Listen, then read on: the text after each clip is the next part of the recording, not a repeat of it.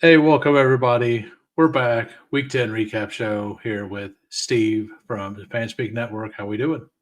Doing good, doing good. Very interesting week. I'm sure we have a lot to talk about here. Yeah, I mean, in fantasy land, we had three 40-point running backs. We had some rookies get involved more. So, like, there's a lot of positive things going forward, possibly, and a lot of negative things going forward as well. There Yeah, are some things that aren't good that I hope to get into. I'm sure we will. All right. So have to pay it for at least 18 seconds, I think it is, for the timestamps to work. Is what it is. So we will get right into it. We got the Las Vegas or that's the wrong game. Hold on.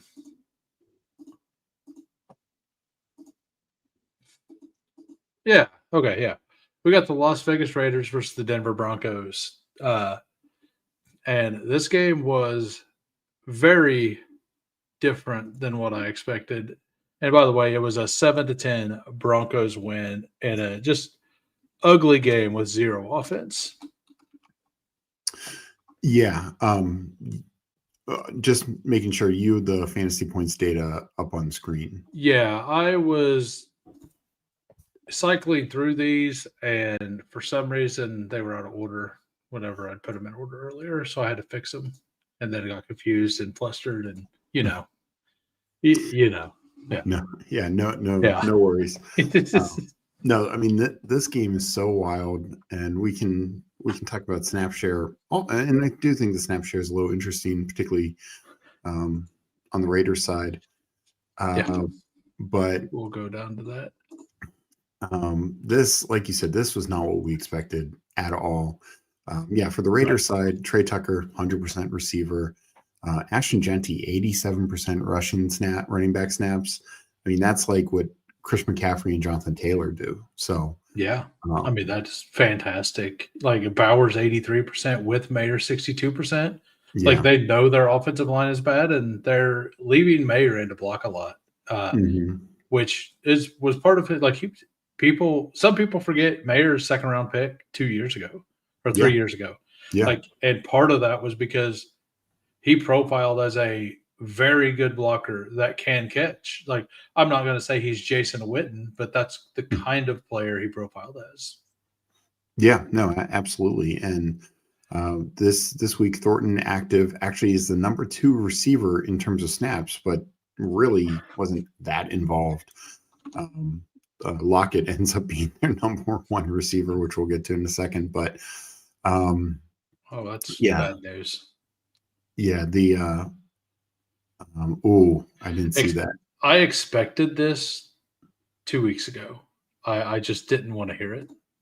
Yeah, I didn't want to hear that either. That's not great. Yeah, hits keep coming. Oh man, they do. Yeah, But what I want to point out on the snap share on the Denver side is no Marvin Mims, so we see Pat Bryant about a 50% player, Franklin Sutton just kind of dominating the receiver snaps. Adam Troutman though dominating the tight end snaps, yeah. well over Ingram, and Ingram has probably underperformed more than anyone in the league this year. yeah, Like, yeah, I mean, just in every aspect of the game. Like, he's just not been good. Like, and Bo Nix has been so inaccurate that it doesn't matter if he's a pass catcher. yeah, Like, it just doesn't matter. yeah. No, and it's the the other thing, and I don't know if you've seen any updates on Dobbins' injury situation, but Dobbins is the clear lead back once again, but it's like a split between Harvey and Batty for the number 2 spot. But then Dobbins apparently comes out of this game with an injury. So it'll be interesting to see what that is like going forward. I was hearing that it doesn't look great. Yeah. Well, so the thing I heard is that he didn't like what he heard, and he's going for a second opinion. Yeah, I heard the same. Which thing. is about as bearish of news as you can get. Yeah. Like anytime, like very rarely, the only time that I can remember, and this is a player I've hated because of this, Michael Pittman in the offseason went to get a second opinion on his back, and they told him it could just heal naturally, right? That's part of the reason I was out on him for the season, is because he's like, yeah, I got a back injury. The guy's like, hey, you need surgery. He's like, nah. And he goes to another doctor. He's like, yeah, you can just let it heal. And apparently It worked. apparently that was fine. Like usually the second and third opinions are just as bad. So, and if they aren't, it's that was a bad opinion is like from what, like, I haven't tracked it or anything, but it usually feels like that's how that works out. So yeah. Especially this late in the year, like if the second opinion's like, oh, it's 4 weeks instead of 6 weeks, it's like, does that matter? You know what I mean? Like, right. And Dobbins did finish the game. Like he still went out there and finished the game. And then Bucky Irving did the same thing with his foot injury that's now kept him out, what, 8 weeks, something like that? I think it's the 6 week. Yeah. 6-7 weeks. Yeah. Well, I mean, if you include the bye week, that's almost, right, because he had a bye week in there too. So he's missed 6. Yeah, I think he only played 2 weeks, right? I think this 3? Is the 5th game that he's missing. Okay, if I'm not mistaken, and then the bye week. So I'm almost positive it was 3 weeks before the bye week, last week, this week. So I'm pretty sure that's I'll 6 look it up weeks, real quick. But they're even saying with him that it's undetermined when he'll be back, so it might not even be next week. So yeah, it's a very similar situation. Well, they said the shoulder injury that he didn't report to them was worse. Yeah, because he had 2 surgeries. He didn't have 1, right? I know he had 1. I think so he got hurt in the 4th game. Yeah. So yeah. But all right, yeah. So back to this game. We got sidetracked for the first time. That will continue if you're new to the show. That is not something that's going to change, I don't think. But yeah, we have Trey Tucker 100%. Yeah. Like I knew he would get a bunch. That surprised me. Jack Best still only 23%. Thornton got 62%. Tyler Lockett was like by far their best receiver. Like it was crazy. Like that's a bad sign. Like I know you like Tyler Lockett, but that's it's not that I like Tyler Lockett. I thought on the Titans he had plenty of opportunity. I would not have assumed on the Raiders he would have. He shouldn't be any team's number 1 target, right? Yeah, like he should not be a number 1 target. Yeah. So and that's kind of the big news of this one game after Brock Bowers just absolutely smashes the slate, the league, everything. He goes invisible, and I know it's a tough matchup, but I mean that's what it is. It's the Broncos are reasonably. I mean, I'll look up exactly where they are against tight ends, but they're pretty good. I believe they're the 20. They rank 25th best. They average 9.2 against the entire tight end position. I don't have the schedule just this stuff up, but yeah. But yeah, they're pretty good against it, and I mean, to be honest, like the Raiders' offensive line got exposed once again. They never actually like helped the guy getting destroyed all game. Like most of their offensive line was getting destroyed, but Benito, but Benito is like one of the single best pass rushers. People don't really know about him right now, but like he absolutely destroyed their left tackle, and he never moved. Like he usually moves around. He didn't really move because he kept beating the guy. And if they're not going to give him too many chips, like why wouldn't you just keep running it back? Like if it's working. Oh yeah, and this is the thing, and like you said from the jump, like this game was not impressive offensively, not a good game, and there are legitimate questions for Denver on the offensive side, but boy is their defense good. Like their defense is championship level. I don't know if it's good enough for them to go on a serious run, but man, I would not want to be playing them in the playoffs just because I feel like at any time that defense can take over a game. And I give Gino a lot of credit because, we hear the adage like, oh, this quarterback's running for his life. He was legit running for his life and then on a bad leg. Yeah. He kept going back out there. He looked like he knows that this is his last stop. Like when he was on the sideline, he really did. And so for as bad as as good as the defense was, like the Broncos still barely won this game. Mm-hmm. Bo Nix was really, really awful. Bo Nix has put in some stinkers, and I'm a Bo Nix fan. Yeah. But this was in my opinion, maybe his worst game.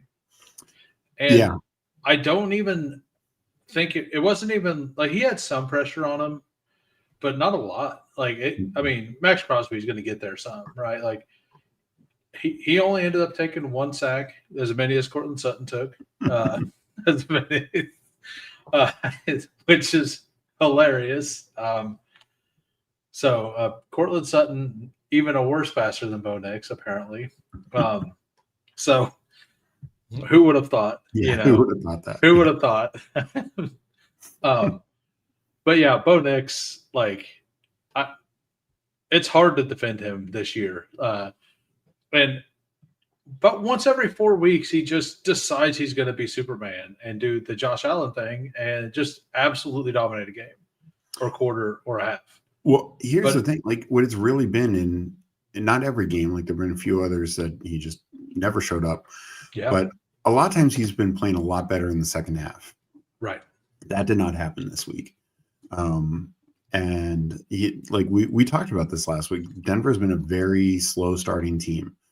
And talked about on the show, I had with Meg last Thursday is they start extremely slow. And they did again, but then it never picked up. I think, I don't know. I don't usually bet this. And I wanted to bet at this game and I didn't. And that is just take basically a bunch of Broncos lowers in the first quarter. Because it's pretty much hit every week. Yeah. And Kansas City's defense is really good. I need to look and see how good they are in the first quarter, but I don't think it matters what defense it is, right? Mm-hmm. And it's a good defense, which means that they're going to come out and play, right? So, yeah. But that's something I'm going to look at is first quarter stuff for unders on the Bo Nix side because he's pretty much not hit him at all this whole season. Yeah. No, this game was very tough watching. we talked about it on Discord and stuff. It was this was painful. Yeah, so Michael Mayer got more targets than Brock Bowers after Brock Bowers completely broke fantasy for a single week. Ashton Genty got the workload, but once again, just nowhere to go. Mm-hmm. The only time he got anything going was when it was outside. There's a couple teams that are doing that quite a bit. They have to run outside or they can't run at all. And some of that's to do, this week specifically, some of that was to do with some of the running backs that got there outside was because the interior run defenses were really good. Yeah. But that's not the case here. They just can't run inside. No. But I expected RJ Harvey or Dobbins to kind of dominate this game, and they didn't. They really the entire offense. Every time I got to third down, Bo Nix fell apart and threw bad passes. Yeah, and I think another issue for Nix this game is he's saved himself in some other games, including last week against the Texans, which made sense. That was a tough defense. Is he scrambled well? He did not scramble well in this game. Raiders had a great game plan for him every time he looked to break the pocket. Yeah. And, he wasn't able to help himself out at all. It makes total sense, though, because, he's been bad at passing. And the games he gets in his bags, it's usually after he has a scramble or two, like he needs to get amped down. And I've talked Yeah. about that before. Like it's Yeah. like he goes in with too much. Like if I was Sean Payton, and I'm not near the play caller or like no ball, anything near what he does, right? But I think it's pretty obvious. Like just design a quarterback run with him early or two. Let him get just let him get smashed once or Yeah. twice, and then he'll settle down. Like that's kind of what it seems like needs to happen. Like he needs to get hit. He needs to get into the game flow because he's so amped. When Uh, I also think like they've had such success, and I was surprised by this. They've had such success recently designing passing plays to RJ Harvey, yeah, and you have these like yeah, dynamic guys after the catch, whether it's Ingram, Harvey, Franklin to an extent. I know they didn't have Mims, and this is really in his wheelhouse, but it's like get some very simple screens also, and like some very simple plays where if it goes for 20 yards, great. But if it goes for 5 yards, then you're not in 3rd and 9 every time, and that's what it just felt like is, like you said, every time you get to 3rd down, maybe Dobbins had like a 4-yard run, but it's like 3rd and 6 or 3rd and 7, or then, then there's the penalty or something like that. And it's just, they never had anything going. And I will give Nick's some credit.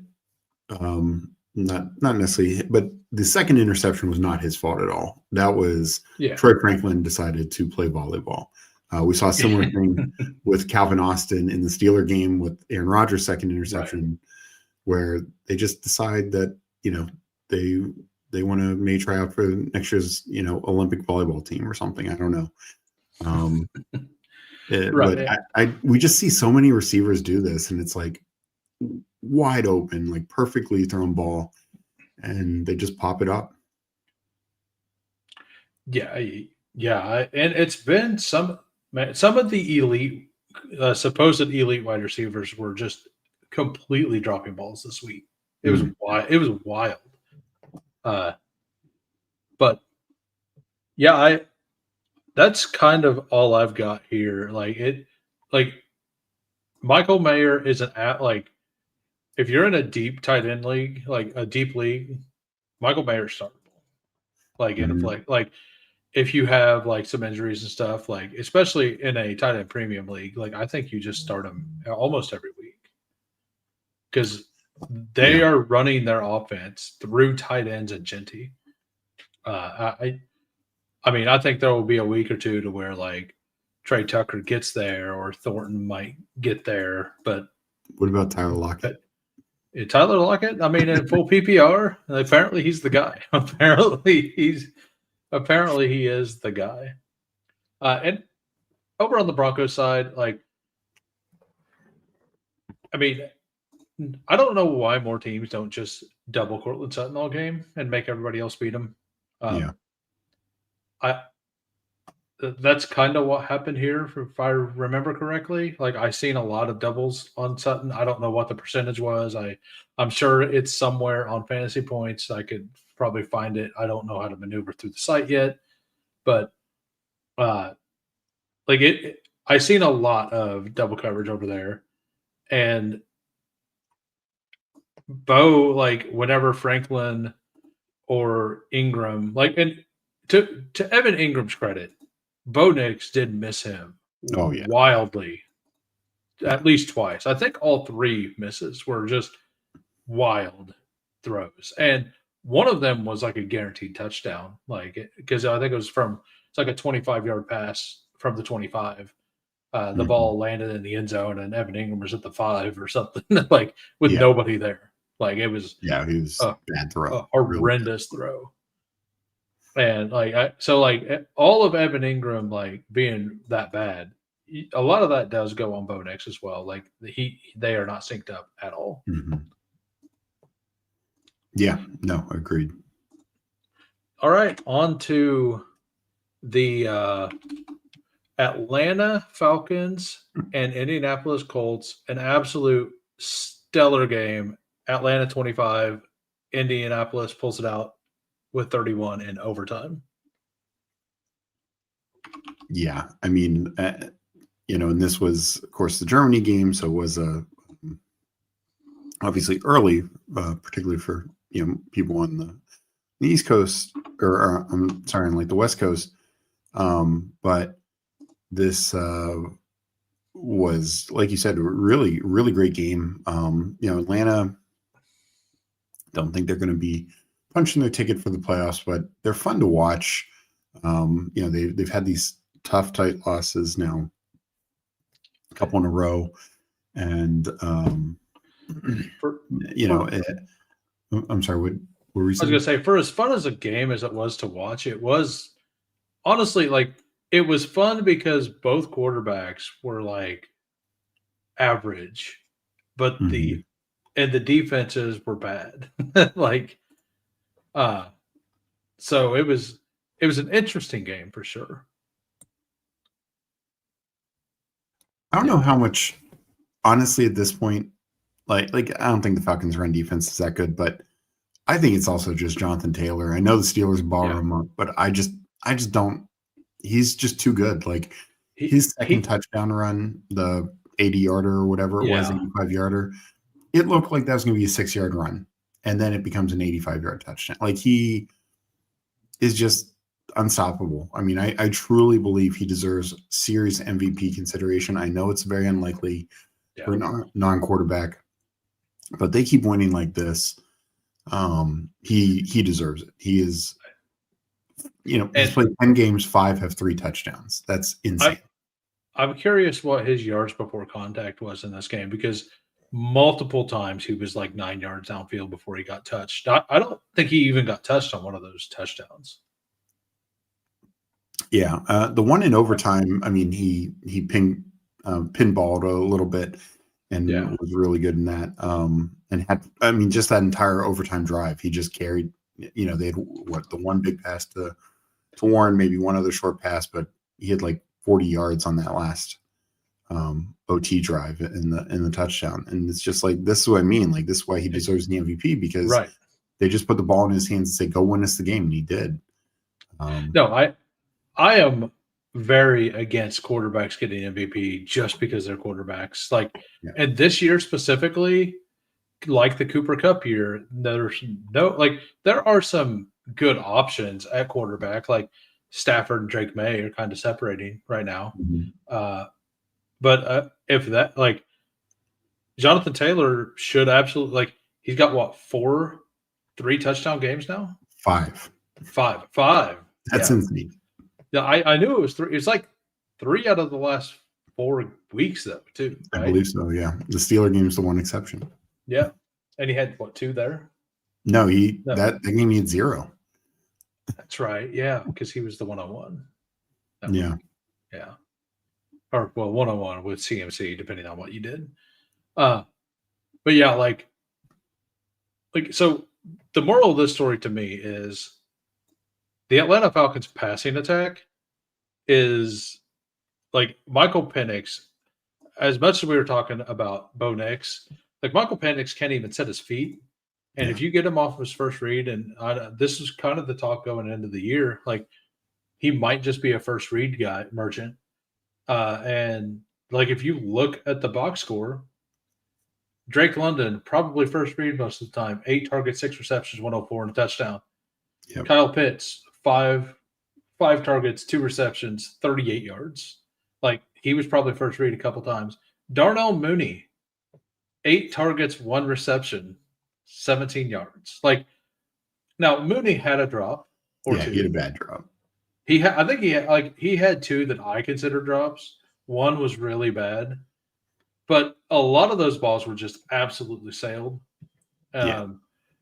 And they cannot like him and Penix. Like Mooney was really good last year, but he was only. Was he good in the last 2? I don't think he did anything the last 2 games, right? So When Penix Penix was in. played 3 games. Mooney was there the first game, didn't do much. Second game was against Washington. He had a couple catches at the end of the game, but he got injured and he didn't play the final game with Penix. So Yeah, so we will look that. We'll look at it right here. So yeah, Penix played week 16, 17. So he had an okay game. yeah. This game. Yeah, and you said that was at the end of the game. No, the Washington game was he had 2 Okay. catches at the end of the game. He did nothing for most of the game. Okay. And then 2 And that's catches. Washington's defense, who has not been great the last a while. But yeah, he had an okay game in the Giants game. And did Penix start that game? He did. The Giants? Okay. So one game of 12 has he done anything with Michael Penix at quarterback. And I mean, he's been hurt. So like he missed 3, 1, 2. He's missed 2 other weeks. So 1 of 10. 1 of 10 weeks he's been successful with this quarterback. So I just think that they don't have timing. And I think that it's been one of the worst picks in all of fantasy has been Darnell Mooney. Like there's a bunch of options for worst pick in fantasy right now. Mooney is absolutely on that list. Yeah. No, he is. I mean, between his injury and then, like you said, Penix not being anywhere near the same page, it's been rough. Yeah. Yeah. And like if they don't get Darnell Mooney going, the offense is very, very predictable. And we heard last year teams being able to call out what the Falcons were going to do before they done it. So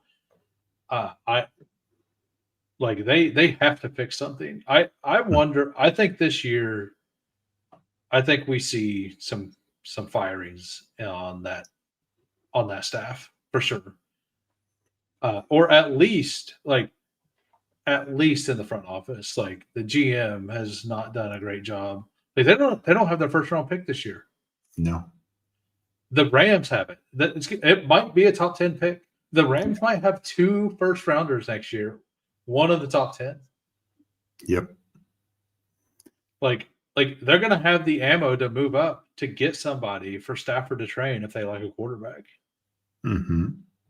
Like such a good situation for the Rams. Oh, yeah. Like Rams so good. Up real well. And if they convince Stafford to come back another year, which that's what I'm saying. Yeah. Then they can just get some ammo for another run. They just need to buy him a couple more hyperbolic chambers. Everything will be good. Like whatever they did worked. We'll get to that. I need whatever he had. Yeah. Like, I know that. Like whatever magic he was working in those chambers, like give me some of that.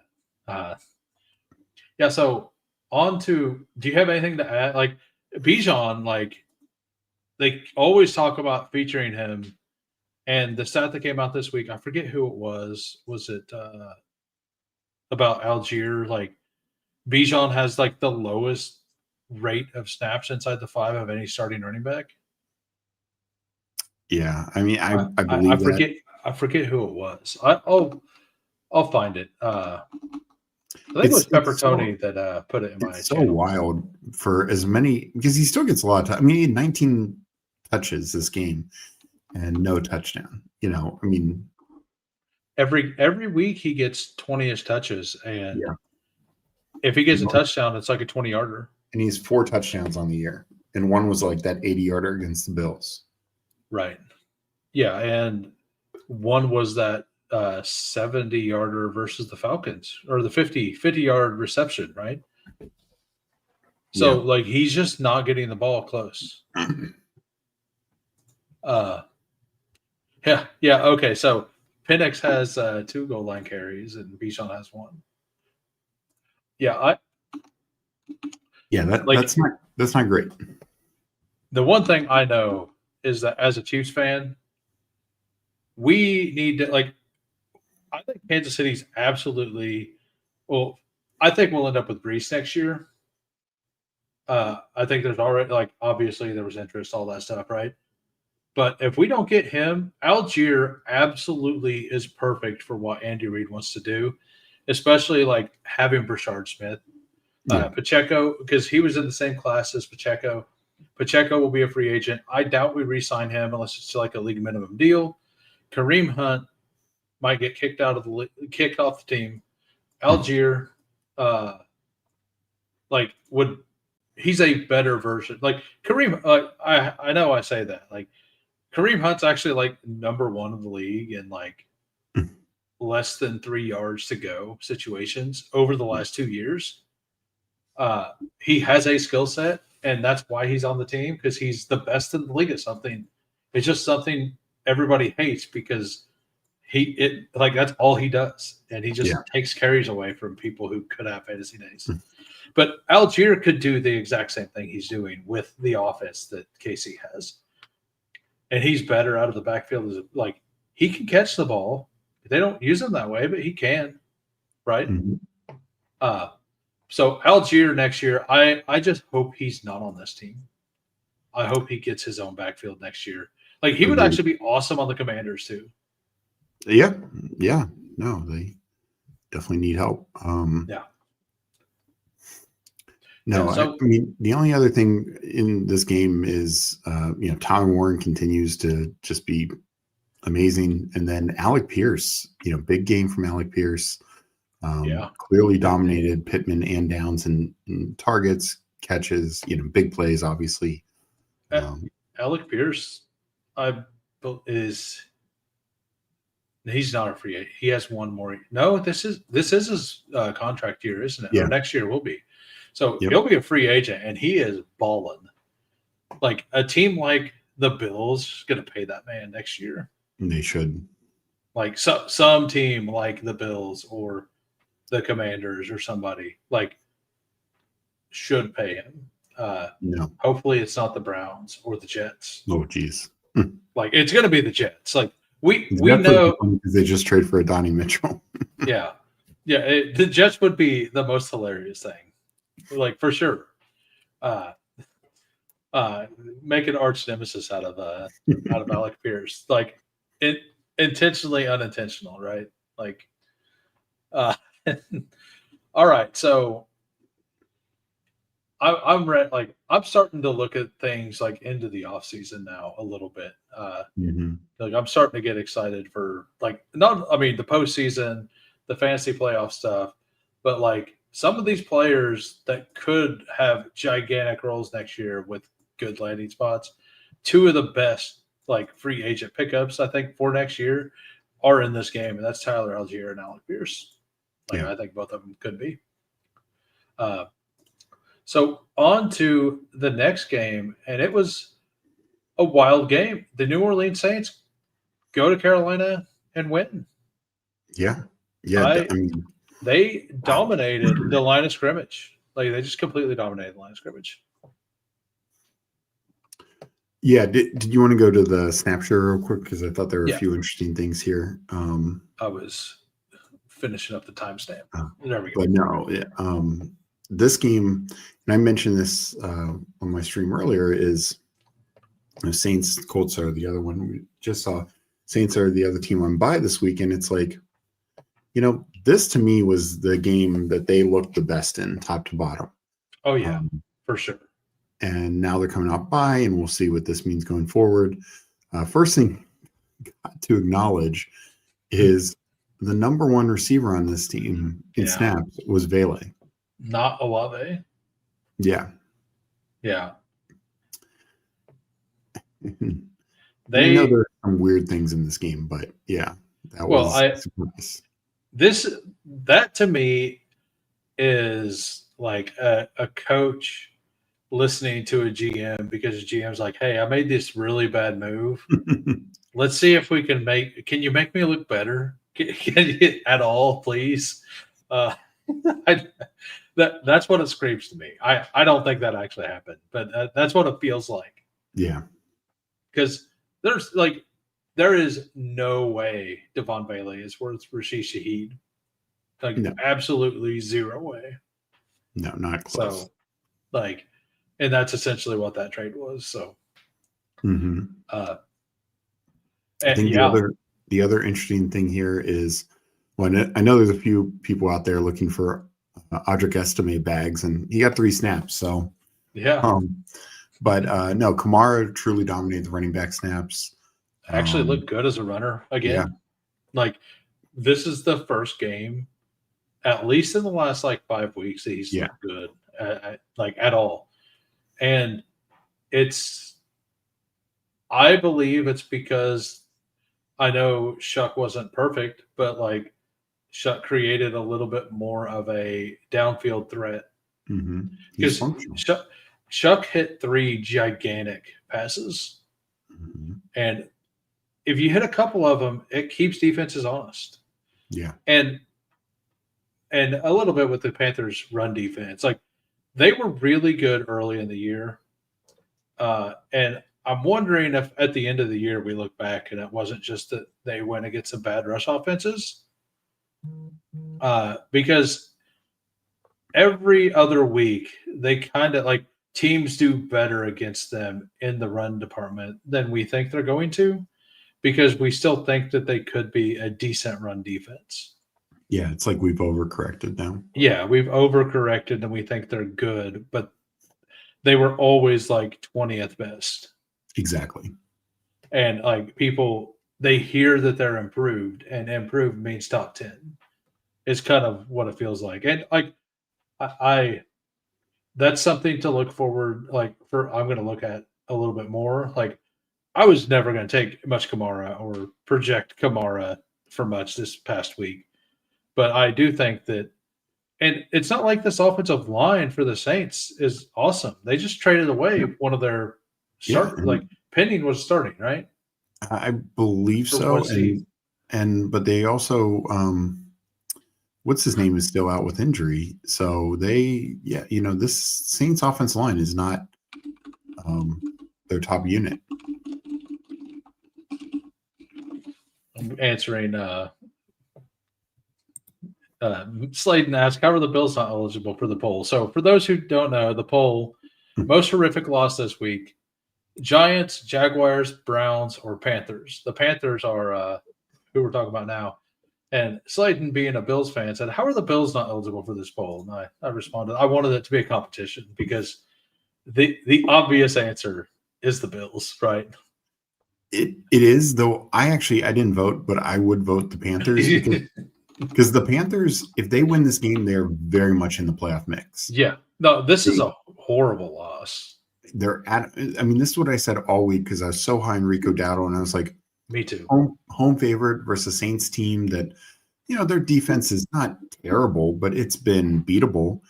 And Panthers have everything to play for. Saints really have nothing to play for. And that maybe was the issue, is the Panthers, they overlooked the Saints, and the Saints just had nothing to lose and just went out there and played their game. Well, so the thing about the Saints, and I got there at the end of the week, and so this is fantasy points against running backs. The Saints are actually decent against RBs. Like they're not like good, but they're 13th best. Like they're middle of the pack. Like they held James Cook down for most of that game against the Bills, right? But I mean, I guess Cook had over 100 yards in that game and a touchdown. Yeah, he held them down for most of the game. It was like the first 2 quarters he held them down. They held them down, I think. Yeah. And then like Cook did Cook things. Like but that came over with like some Rattler turnovers, stuff like that. True. As well. True. So that was a big difference like here. That. Yeah. Because like you said, Shuck played a lot better. Yeah. Yeah, and like last week, people were out there like Shuck's so bad, he's horrible. And on this show, I said it's a second start. Like you don't expect him to be the best. Like for his second start in the NFL, he looked fine. Yeah. For his third start in the NFL, Shuck looked fine. Like, did he leave a lot out there on the field? Yeah. Yeah. He left less than Bo Nix. He left less than Geno Smith. He left less than Bryce Young. That's for sure. He left a lot less than Bryce Young. Yeah. So like I think like it's one of those things. They're gonna get a top pick next year. And I think Tyler Shuck is going to play well enough to make them not take a quarterback if there's one up there, unless it's somebody they absolutely believe in.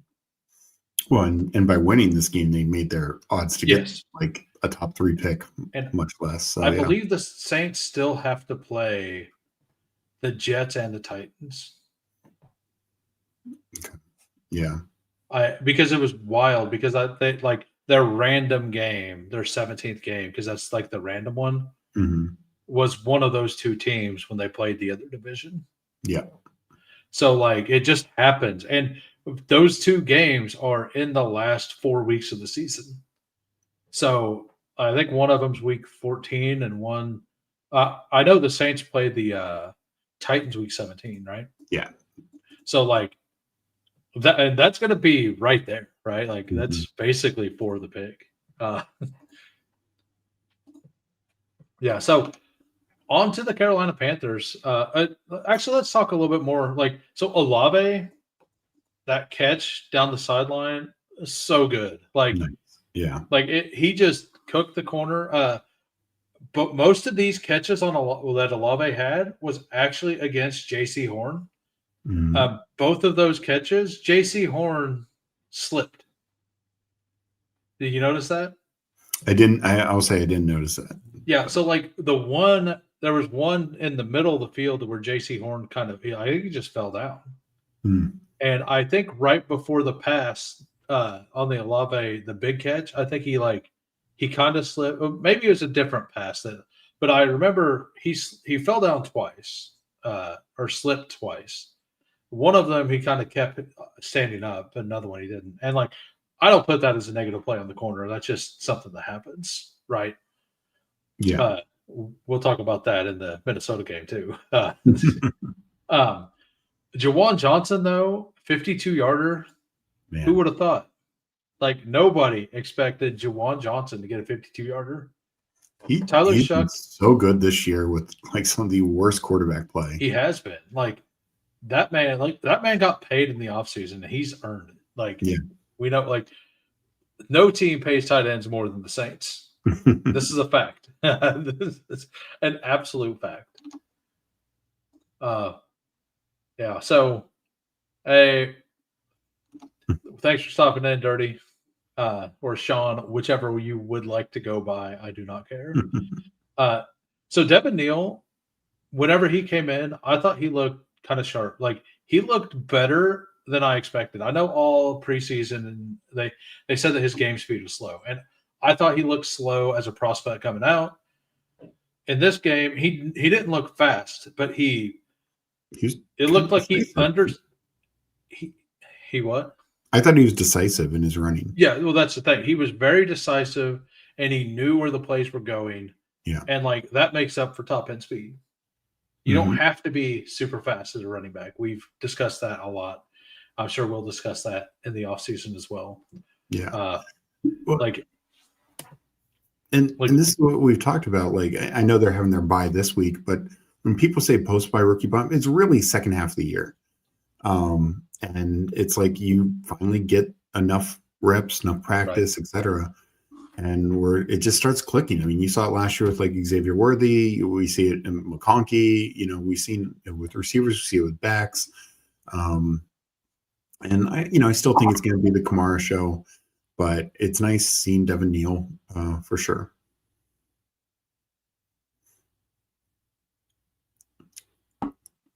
Sometimes I can't get my mic back on. I've been sick the last 2 days. I've slept like 18 hours in like the last 24. So feeling it a bit as well. I felt better today because I slept because I haven't been alive basically for the last 24 hours. So I feel pretty good right now. So on the Carolina side, like they continually ran Rico Dowdle right at the middle of that defensive line. It wasn't working. They never tried to go outside. They kept getting into third and longs and then let Bryce Young go back there and just do whatever. Like, I don't know what he was doing half the time.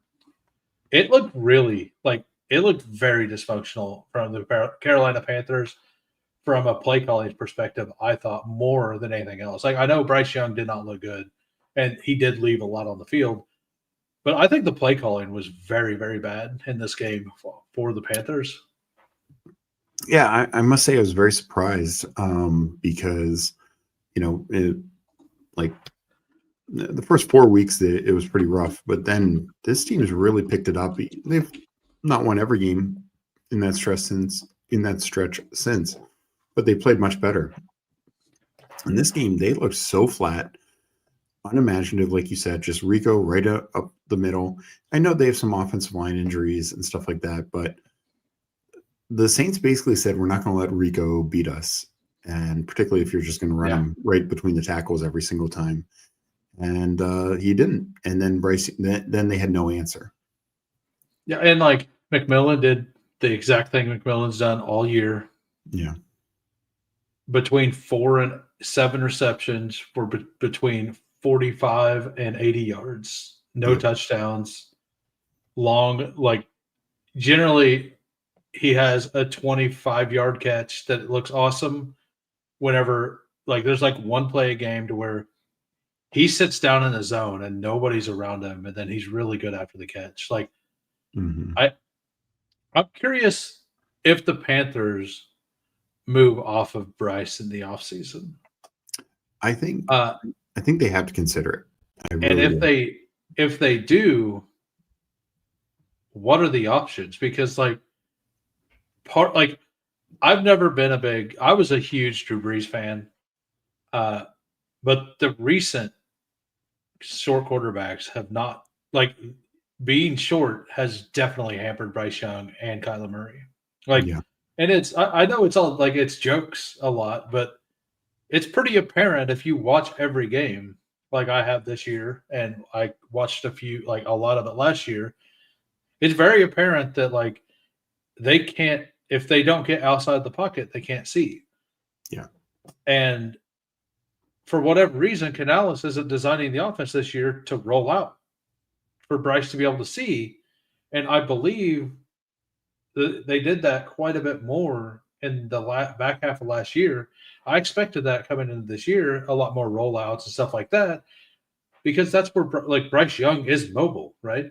Exactly. Kyler Murray is mobile. Like getting them on the outsides of the offensive line allows them better vision, and also like if it's open, just take it. Like, and Bryce Young, I thought he had a rushing floor, and that floor is 0. Like, I know I thought he would get 20 yards a game minimum. Yeah. No, I mean, speaking of fantasy things that we expected didn't happen, because he was like that, one of those like second tier runners, like, I mean, we kind of knew that Drake May had more in him than what he showed last year, but Bryce Young was like, I'd say above Baker, and I think most people would said he was a runner better than Herbert. Definitely not. This year, I mean, those guys are dusting him on the ground, and and then there's just not a lot there. Like, they're not throwing big vertically. Like last year, with only Adam Thielen, they took more vertical shots than they do with this team. And it's just so crazy. And partly they did, like get rid of Thielen, and I know Coker missed some time and stuff like that, but there's just, it's a very simplistic offense. Oh, this is great. Eye of the Kai says 23 targets is being nice. Many of them weren't close. No, they weren't. Like, between Bryce Young and Bo Nix, like, they probably had 20 completely missed targets, like targets that weren't targets at all. Yeah. And like, as bad as that was, he was still like, when he missed horrible, but he was still 17 to 25. Like, the percentage was fine, but they were all really short. Exactly. So like, anything that was downfield, like past the midpoint, like 10 yards or more in the air, had a much, much lower chance of being hit. And if you can't expand the defense out ever, you're not going to be able to run the ball with Rico Dowdle straight into the middle of the defense, right? Yeah. So I think that the play calling did them in more than anything. Like, Bryce Young definitely didn't look good, but I think that this was a Canales issue more than anything, in my mind. Well, I mean, I agree. I've always been a Kellen Moore fan, but look, I mean, like you said, Tyler Shuck, this is his third game playing. You know, he played a game and a half prior to this, and he throws only 2 more attempts than Bryce Young, and he has 160 more yards. And why? And this is a team that just traded away their number one vertical threat, but they're still throwing intermediate and vertically way more. You know, everything felt underneath for the Panthers, you know, for the most part. And I get it. They don't have the greatest skill guys. You know, Leggett kind of disappearing again. Coker had a couple catches, but just, you know, they're just not winning big matchups downfield. But, you know, Saints are doing it with just kind of Lave and Johnson now, and still we're able to produce a big passing game. Yeah, and as you said, they lose to one of the worst teams in the league when they were 5-3 to go to 5-4. When at 6-3, you have a really good chance, especially in that division, to move on and get to the playoffs. Like, and the NFC is not like an incredibly top heavy thing. Like, and like they could have got help because some of these other teams ended up losing as well that were 5-3. So they could have separated a little bit, given themselves a little bit of a cushion this week in a matchup they absolutely should have won, and they completely sold. Like it was not great. Yeah.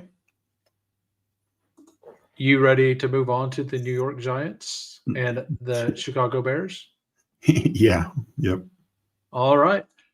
We got the New York Giants going to Chicago, losing to the Bears 24-20. So, what to say about this game?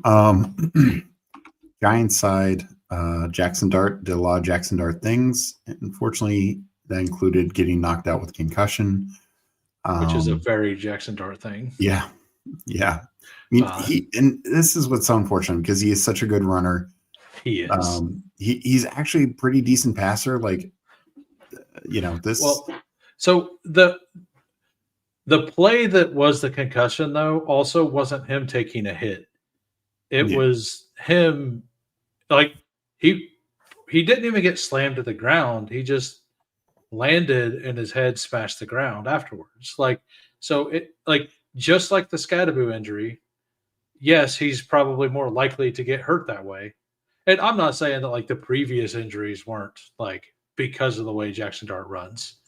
But this specific one was kind of just a normal play. Yeah.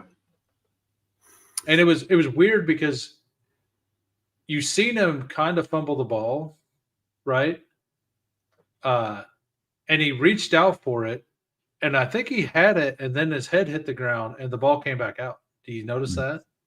I didn't notice that specifically. Like, because I was like, because watching it, I was like, I'm pretty sure he got the ball back. And I think he got, like, and maybe I'm wrong. Maybe I dreamed because I've been asleep the whole, like, forever. But I'm pretty sure that he reached out, got the ball back, and when his head hit the ground, he then, like, the ball came back out, and that's whenever the recovery happened, which was honestly the big turning point of the game. Yeah. So yeah, to talk a little bit about the Giants as a whole, like, they've lost 4 games leading 10 points or more in the fourth quarter. Like that is insane. That is crazy. Yeah. It's kind of easy to see why Daboll got fired after this game. Right. Yeah. And like that's kind of where I was leading that too. Because Daboll gets fired, but as much as I kind of kept saying, I think that with all these injuries, he might not. If you continually lose when you're up that much, like that says that you don't know how to win. Like, because a lot of that comes down to coaching, like putting your team into positions to not, like, if you lose all 4 of those games, like Yeah. that says something. If you lost two of the 4, like it's Mhm. probably fine, right? Because you are a less talented team than most teams in the NFL, right? Yeah. So like, Particularly. but losing all 4 of those, that is wild. Yeah, I think between that and I do think the Dart repeated injuries or injury concerns, because it's not just been concussions. He's taken some other big hits where he looked like he was out. And I do think that, I mentioned this on my show, but you look at Drake May last year, he suffered a concussion like May's 3rd start. He'd played like once before, started a couple games, suffered a concussion fairly early in the game. And guess what? That was the whole narrative this offseason. Oh, they didn't design runs for Drake May. They kind of told him to, not put himself in harm's way, that kind of stuff, which made sense. You're going nowhere. Like, why risk a major injury? And Dayball, it felt like he was using Dart as he knows, like, Dart's a talented dude. And he said, my only chance is to win games. And it's like, well, I get it. That's your motivation to stay. But if you're putting in the guy at harm's way, I mean, they've already lost their top receiver. They've already lost their top running back. Like, to lose their quarterback to a serious injury going into next year would be pretty bad. Yeah. Yeah. So on positive notes here, Darius Slayton had one of the best catches I've seen all year early in the game. Like, he had 50 yards on the first drive or something. Yeah. Right. 2 catches, 50 yards. He got tackled at the 1. Apparently he's the new Chris Olave, since Chris Olave has moved up to being able to get 100 yards and a touchdown. Now it's Darius Slayton, one or the other. Actually, I mean, I'm just making fun. Like, part of the issue is he got banged up in this game. Right. So. Which is why is that Tyrell Johnson? No, that's Theo Johnson. Oh, why was I thinking? I was like, he's not even on this team. Yeah, yeah. Boy, Gunnar Orlewski had 2 targets. Gunnar Olszewski. Yeah, I can never. Yeah, why did I not think of Theo? I drafted him. Like, I was like, hey, he's in a good spot.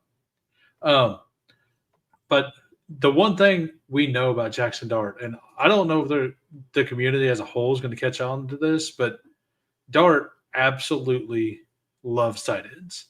Yeah. So if Theo Johnson goes around like where Goddard and Kraft is going next year, I'm going to have a whole bunch of Theo Johnson, assuming they don't add people or whatever. Yeah.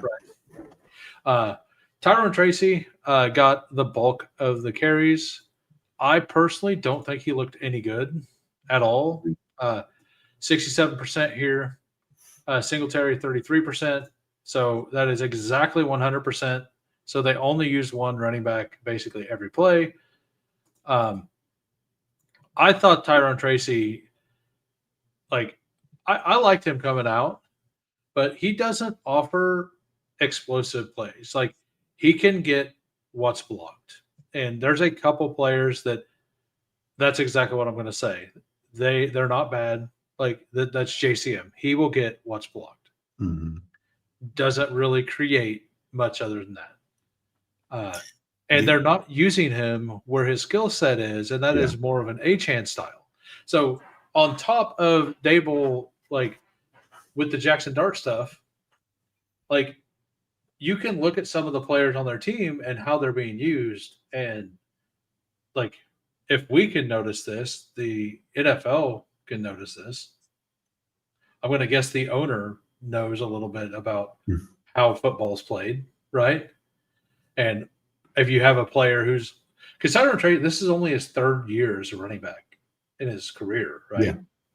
Because he was a wide receiver until his last year of college, and then he was drafted last year.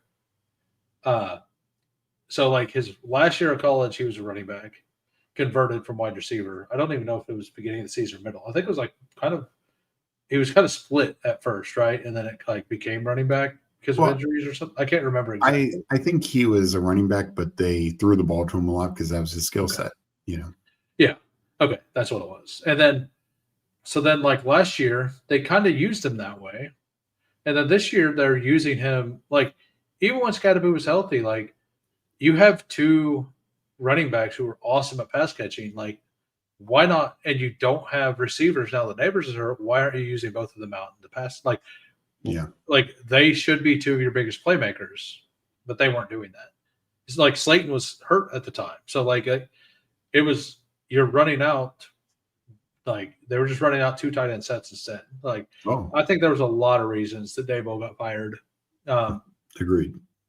And to be honest, he probably should have been fired before this season.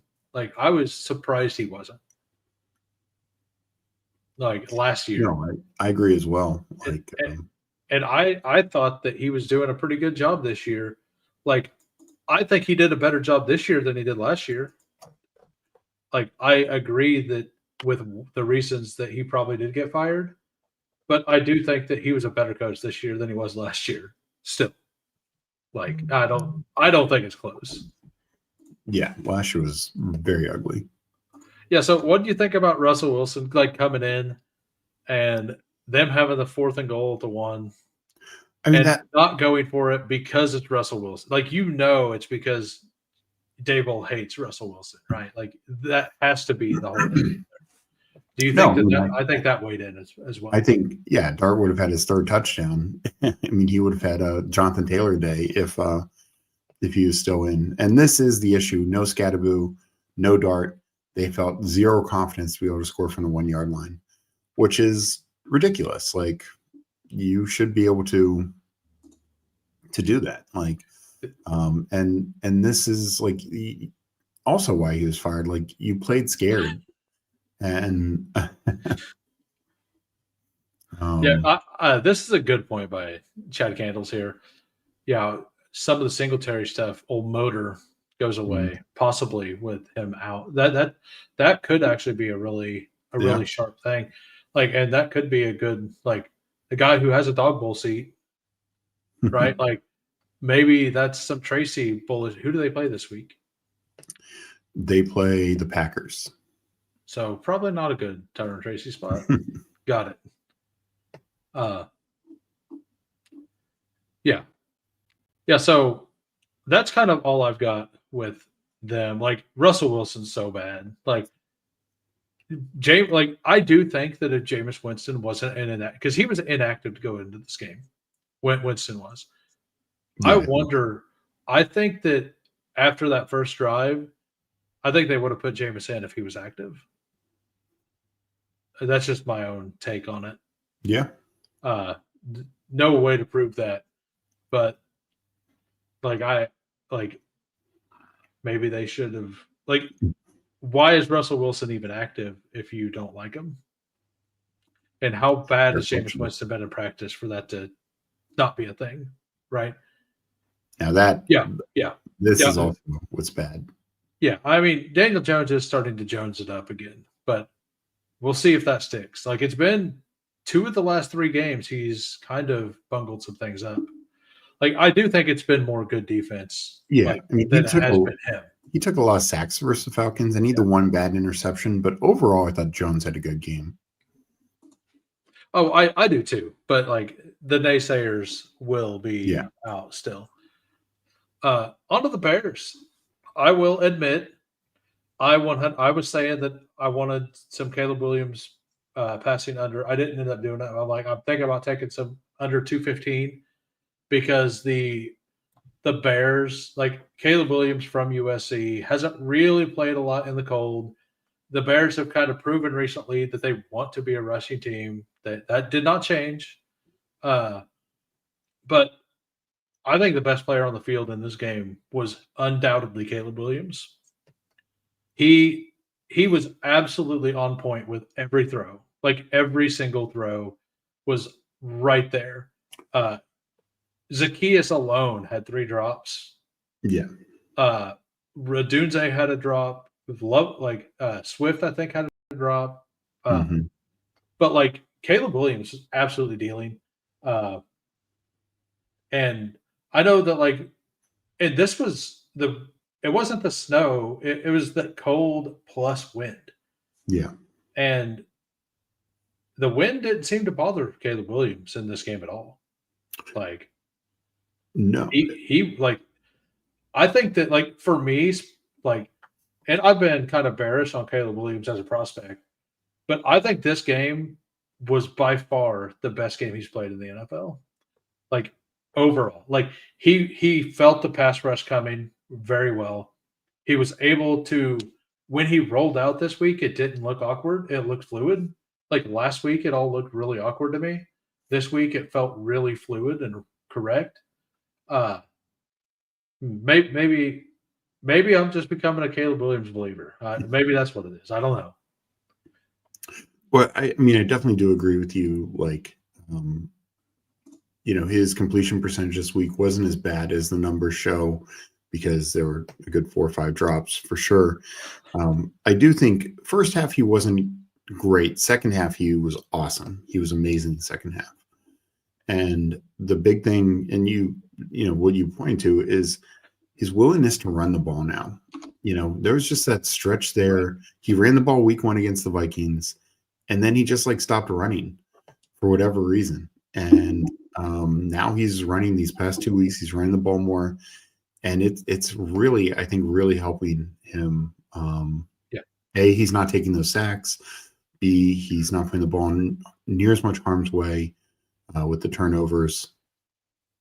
Well, as soon as he feels pressure, he's taken off, and that's fine. Yeah, because he's actually in this game specifically, he looked really good on the run throwing the ball. And I think it was Hulk here. Who was it with the 16? Oh, Slayton with the 16 incompletions. A lot of those incompletions were throwaways. Yeah. Like he was doing a pretty good job of throwing the ball away, not taking the sacks, doing all that stuff. Doing 0 sacks. Yeah. 0 interceptions. Yeah. I would say there are times where I wish he would maybe get off his first or second read a little quicker, and maybe he won't have to throw the ball away. But I do agree in this game, he made the right decisions. And like I said, second half was really key, obviously, in the comeback. And just really, he was fun to watch. I mean, we saw this summer with the Bengals game, obviously. And this was another easy matchup, but we are seeing the upside here. And I think he needs to do a little bit more to put it all together. I think they can be a little bit more cohesive in some of their game plan. Burden had a nice game. Zacchaeus, the drops, DJ Moore, he was a little banged up and everything, but what do we think? What do we think about Zacchaeus, Burden, Komet, Loveland stuff going forward? So that's something else to look at. We'll go to the snap share real quick. Yeah. Cole Komet, 66%, Colson Loveland, 62%. They were running 2 wide receiver set quite a bit, or 2 tight end set quite a bit. Zacchaeus down to 57%, which is the lowest he's been for a while. Yeah. But that's because I think they've just went to the 12 personnel quite a bit. Mm-hmm. And because it hasn't been very often that Komet, Loveland, and Zacchaeus were all healthy. Loveland and Burden, you mean? No, Komet, Loveland, and Zacchaeus has been healthy, but Komet and Loveland's kind of swapped, right? So yeah. I guess it's just those two. But when these two are healthy, I think that their base identity of what they want to do is I think they want to run a bunch of 12 personnel and use that to run the ball. And that's what they kind of did a lot in Detroit, and it worked in Detroit, and it's starting to work here. No, I mean, I think whether it's at the expense of Moore, who, I mean, he's been in and out of a lot of games, just getting banged up, not necessarily serious injury, or the expense of Zacchaeus. I do think they are going to get Burden on the field more. I think those guys, Adunze, Loveland, Burden, are their best playmakers. And they need to get the ball in their hands. more and more. I think Komet will still be out there because he's a good enough blocker, still offers enough of a receiving threat. Like he's not like a pure blocking tight end, like say John Bates for Washington, but he offers enough of a receiving threat. So, and I agree with you. Like, look, they're running the ball much better these last like 4 games, and I think they want to continue that. And as for the split between Swift and Monanga, I do think a lot of it had to do with them being down. I mean, Swift was good, don't get me wrong, but him getting 8 targets, they were throwing the ball a lot more. So he was out there for more passing downs. Yeah, and I agree with this. Bench Zacchaeus Burton is fun. He is. And I don't you don't see Zacchaeus like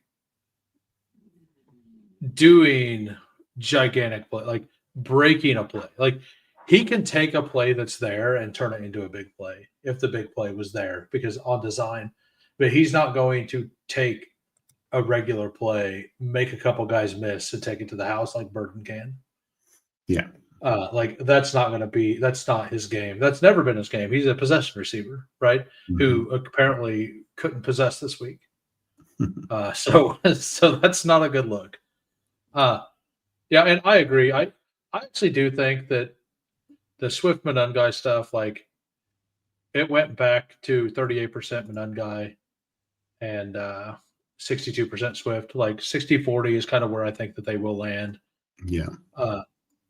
But I also do think that if it gets to be a grinded out game, they'll use Monangai a little more. And I do think it'll be game script dependent on which. I was just gonna say, I think most weeks will probably be like if it's a very neutral game, I think it's gonna be like 55-45.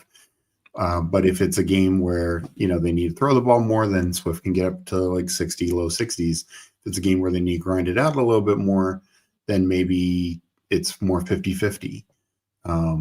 So yeah, I do think it's very game script dependent going forward. Yeah.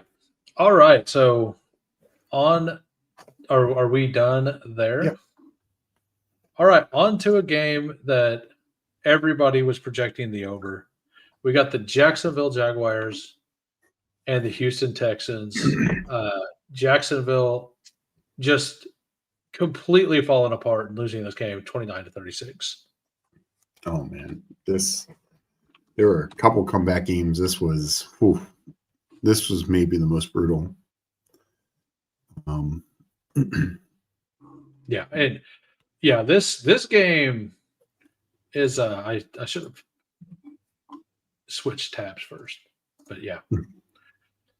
Yeah, like so as you said, it was the most brutal one. Like this is the kind of game that if this happened to Dable, like, and he got fired, nobody would have any argument, right?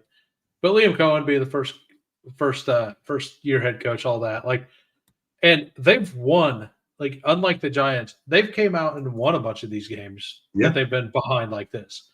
And it's like if they're ahead, they can't win. And if they're behind, they can't lose. Like they need to not go into the fourth quarter with leads. Is what I've got from this experiment. My favorite thing about this game is nothing to do with football, but at the very end of the game, when Trevor Lawrence missed yet another throw, Liam Cohen took his play sheet and threw it down like a little wrist flick, like really angrily. He took a second, took a breath, and then he just reached down and picked it up like nothing happened. I'm like, this like you don't even like add it, like just leave it there. Like the game was over. Like it was. Yeah, the game was literally to pick that up. Yeah. No, why'd you reach down to pick it up? Like that's who Liam Cohen is. I learned a lot about Liam Cohen from that.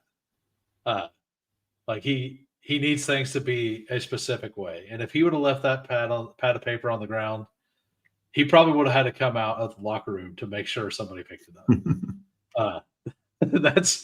That was my favorite thing about that game is at the very end. I seen that. And it just made me laugh.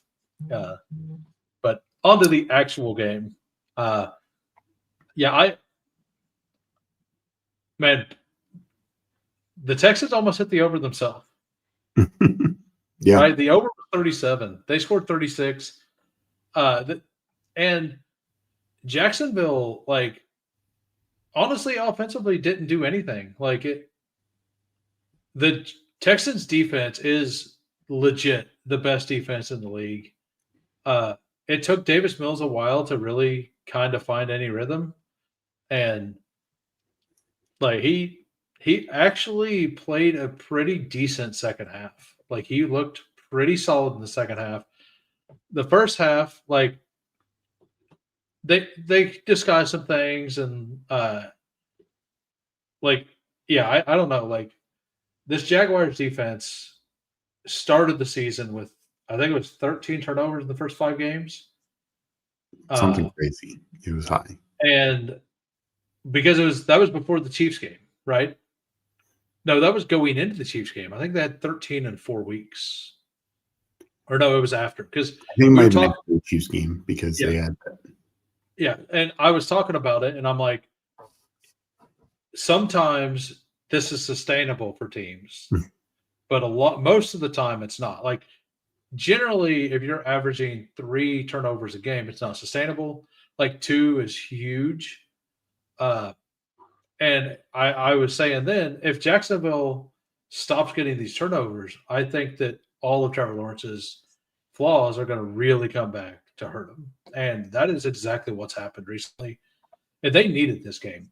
You have they're in the wild card hunt. Now they're squarely in the wild card hunt. And if they win this game, they knock the Texans kind of out of that. Now the Texans are alive and well there. Kansas City is more live. The Steelers or Ravens, whichever one, they're live for it. I think the East has one locked up. Yeah. So, them losing this game, to me, kind of it could be the one. This is the one I think that knocks them out of the even if they were to continue go 50-50 the rest of the season, this is the one that freed up everything for the rest of the AFC to push them out of the playoffs. No, I agree. And just coming back to what you said about their turnover stuff, one of the issues, and I'd written about this once or twice, is while they were doing so good with turnovers and still had turnover in this game, they weren't creating a lot of pressure. They had one of the lowest sack rates in the league, and usually pressure and turnovers can go hand in hand because most fumbles are quarterback fumbles. You might have a running back carry the ball 300 times a year and he has 4 fumbles, and that's a lot. But a quarterback will have 8 to 10 fumbles easily. And then, of course, most interceptions are caused due to pressure as well. So that was interesting that they were creating turnovers without, almost by disguising things, not creating pressure. Now they're still not creating pressure, and it's just not getting enough turnovers. And like you said, offensively, they're just not doing enough. And again, some of it, they had a punt return for a touchdown. That's why they didn't get as many, say, offensive plays as the Texans did. But they averaged 3.5 yards per carry, 158 passing yards, and I get it. No BTJ, no Travis Hunter, but just a tough defensive matchup. But it's just not enough. You had to be able to protect that kind of lead, and they couldn't. On a positive note, Jacoby Myers looked okay. Yeah. If we're gonna talk negative, we can talk about positives too. Travis Etienne was fine. Tootin looked not good in this game. I know he was trying to play through an injury as well, so that could have been part of it. But for the most part, he's not looked good this whole time, and I think the Jaguars probably regret trading Tank Bigsby. I know I regret them trading Tank Bigsby because my Will Shipley shares are all dead, and Tootin didn't do anything. So I know I regret it. If they know, I regret it for them. Yeah, I mean, you can honestly make the case that LaQuinn Allen's been a better rookie. I know Tutin's gotten like 4 touchdowns because they keep giving him like these goal line carries. I agree. LaQuinn Allen does more with pass blocking and stuff like that. No. LaQuinn Allen is definitely the better player right now. He's not like he just is. Like it.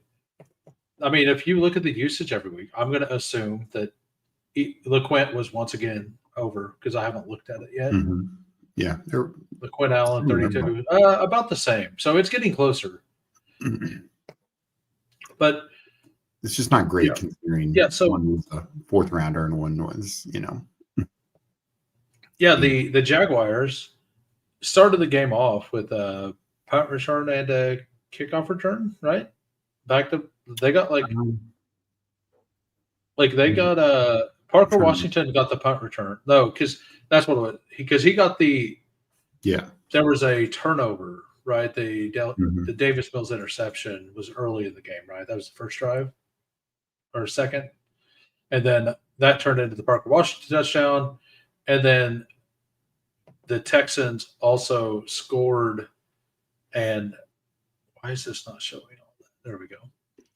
The Texans scored, and then Parker Washington ran one back. No, that was a punt. That was a punt return. That was a punt return. Yeah. So they got off to a really bad start, and what was the score going into the third quarter? Because it was they were up 16. It go up a little higher. So at halftime, it was 20 Jacksonville, 10 Houston. And then it was 29 to 10 at the end of the third. Yep. 29 to 10. Yeah. You can't hold a 19-point lead. You allowed Davis Mills to score 26 points. I mean, I know he didn't. But that interception return for a touchdown, or that was the perfect way for this game to end. Yeah. So we kind of talked a little bit on the Jaguar side. Is there really anything else you want to add? I mean, Trevor Lawrence was so bad. Yeah, not on the Jacksonville side. Did you hear that in the second half, the Texans had a 100% pressure rate? No, I missed that. Yeah, I heard that. I haven't verified it, but I heard that in the second half, the Texas defense had a 100% pressure rate on Trevor Lawrence. Which I think they lost an lineman as well. Again, I could be wrong there, but I'm pretty sure I heard that somewhere. So that is nuts because a 50% pressure rate is insane, right? And the Texans actually average 60-some%, something like that. They're way up there. Yeah, it was 29 to 10. Jags versus Giants fourth quarter only. Does anyone? I'll tell you, the fans don't. Actually, the fans probably do because there's probably some wild stuff going on. So Davis Mills, first thing I want to talk about is Woody Marks, Nick Chubb. Woody Marks 80%. That is awesome. Mm-hmm. Nick Chubb 13%. Agumbawale 7, and British Brooks. Is that British Brooks? Britton Brooks. Yeah. I thought he was on the Bears, but that's something Britain. Okay. So Jaden Higgins gets involved a little bit more. He got up to 57%. Dalton Schultz is becoming a tight end that we need to pay attention to for daily fantasy. Because Davis Mills, 2 weeks in a row with Dalton Schultz, has used the hell out of him. I'm assuming Stroud will be back, but if he's not, Schultz is very live, in my opinion. Xavier Hutchinson actually got less snaps for the first time of the season, I think, than Jaden Higgins. I believe this is the first time. And Christian Kirk. Jaden Higgins actually getting the role, finally. Yeah. And it's needed. Like they need that other guy. Well, and overall, I think that's the biggest thing is they finally said we're going to turn the page to the rookies some. And honestly, like Nick Chubb was fine. He actually had some big runs. Yeah, he was. But they go more with Woody Marks. Higgins is very involved. Noel, even though Noel's like behind Kirk and Hutchinson, they went to him when they needed him. I mean, 4 for 35. Yeah. You know, Hutchinson 0 targets. Can't remember if he got banged up in this game, but either way, it didn't, you know, like they clearly, and hopefully Stroud will do the same thing, but they clearly were getting the rookies involved in this game. Yeah, Hulk says that he's always liked tight ends. And Noel is a baller. Yeah, so I'm happy to see Nico Collins finally get there. Also, the biggest thing to note on the Texans offense as well, like there's a lot to know with the Texans offense, honestly. Number one, that in the second half, they actually looked more competent with Davis Mills, a quarterback, than they have all year with CJ Stroud. That's like, I don't believe that that's a thing that is really there.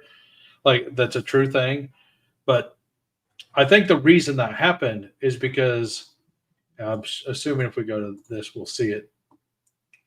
They started using an extra offensive lineman, right? Because Scruggs, 88%, and you have 1, 2, 3, 4. So like it's an extra Fisher tight end. It's Fisher that they bring in. Yeah, they used him 12%, and they used the second. Where's the second tight end?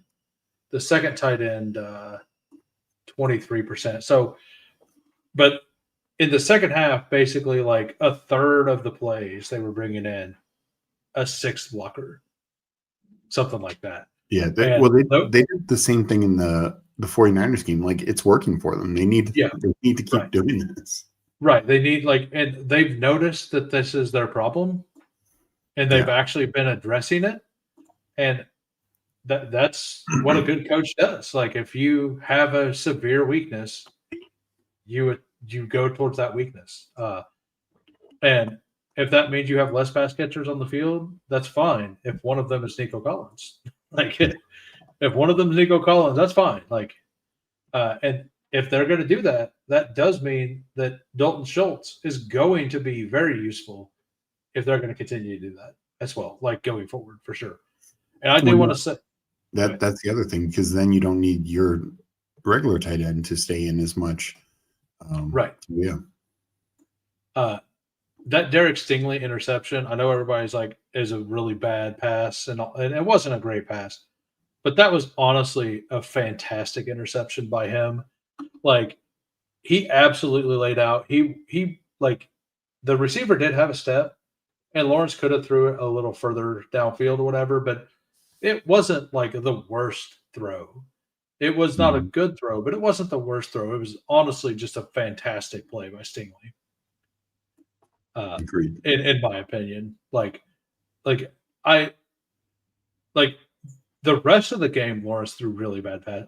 That was like one of the that was not one of his worst 5 throws. The interception that Lawrence threw was not one of his worst 5 throws.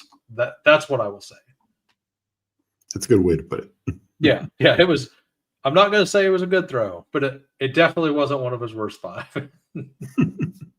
I'm ready to move on to the shock of the day.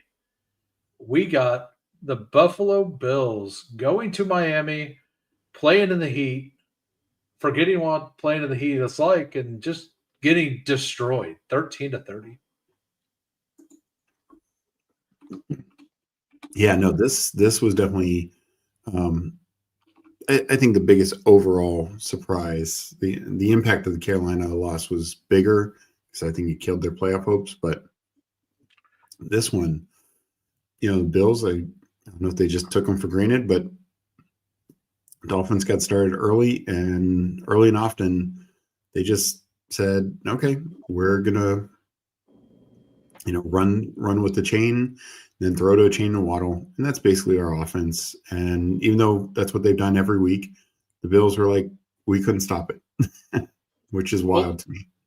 The Bills, like, other than the Kansas City game, they've struggled quite a bit versus the run, all year.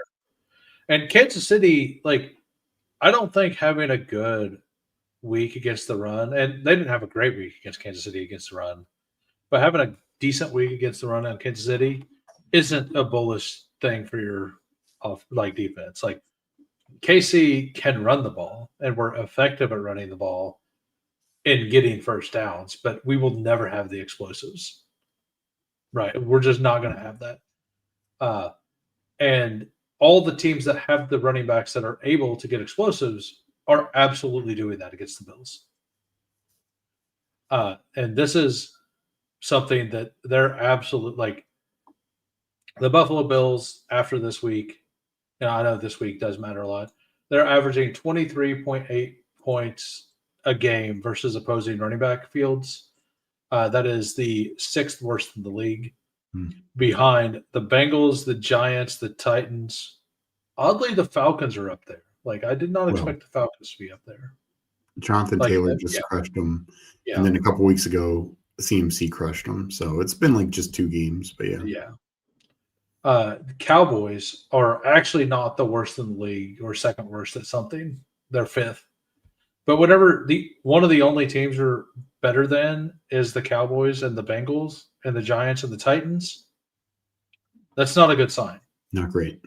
Like, if those are the teams that you're better than, like, the Commanders' run defense is better than yours. This Dolphins' run defense that everybody says is horrible is better than you. The Bears, like, it's not good for them in the stopping the run department. No. I could see them, like some of those other teams, moving further up too, right? Like, I'm not saying that it's going to end this way, but we're far enough in the season that those sample sizes are big enough that we can kind of lean towards them. And yeah, I mean, if you remove the 49 points, they are ahead of a couple of those teams. Or the 43 points A-Chain had. It was a lot. So to me, this game, like, the Bills never got started, right? No. Like, they never got their offense started.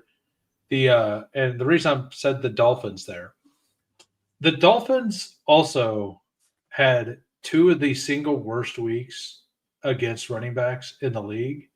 And if you remove those 2 weeks, they're actually like middle of the pack-ish versus the run, especially the last 3 weeks. It's like 2 weeks in a row, people have wanted to target the running backs against the Dolphins, and the Dolphins have kind of shut the running back down in fantasy. Yeah, they played a lot better.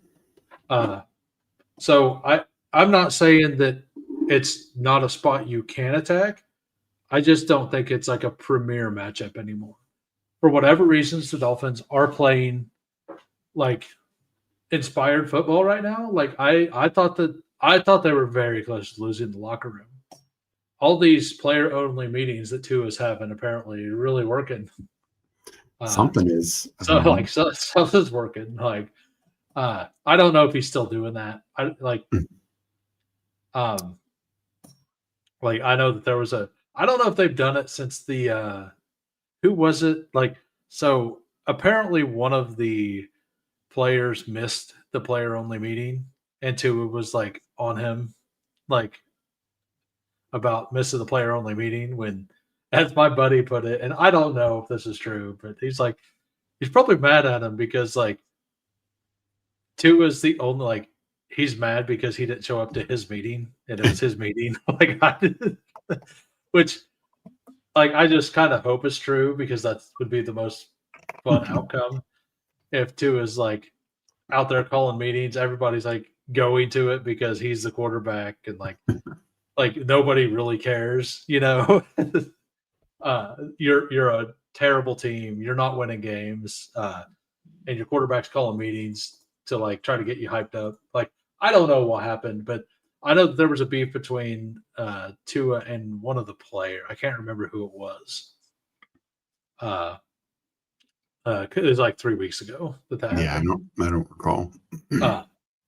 But I just kind of hope that was the narrative. But something's working in Miami. They are not necessarily a pushover in warm weather. Now, I do think that they're going to absolutely fold every week that they play in cold weather. Like, they're not a good team right now. They're not a good record team, right? They don't have a lot to play for other than like their head coach, if they want to keep their head coach, or for Tua or whatever. I mean, Malik Washington, obviously, like they're playing for contracts and like the next season and stuff like that. But Yeah, if they get down a lot, like I do think, especially the defense, I think that we could see the defense kind of give up a little bit. sure. And they trade away Jalen Phillips like this. I think people thought that they were, like you said, either imploding or just packing it in.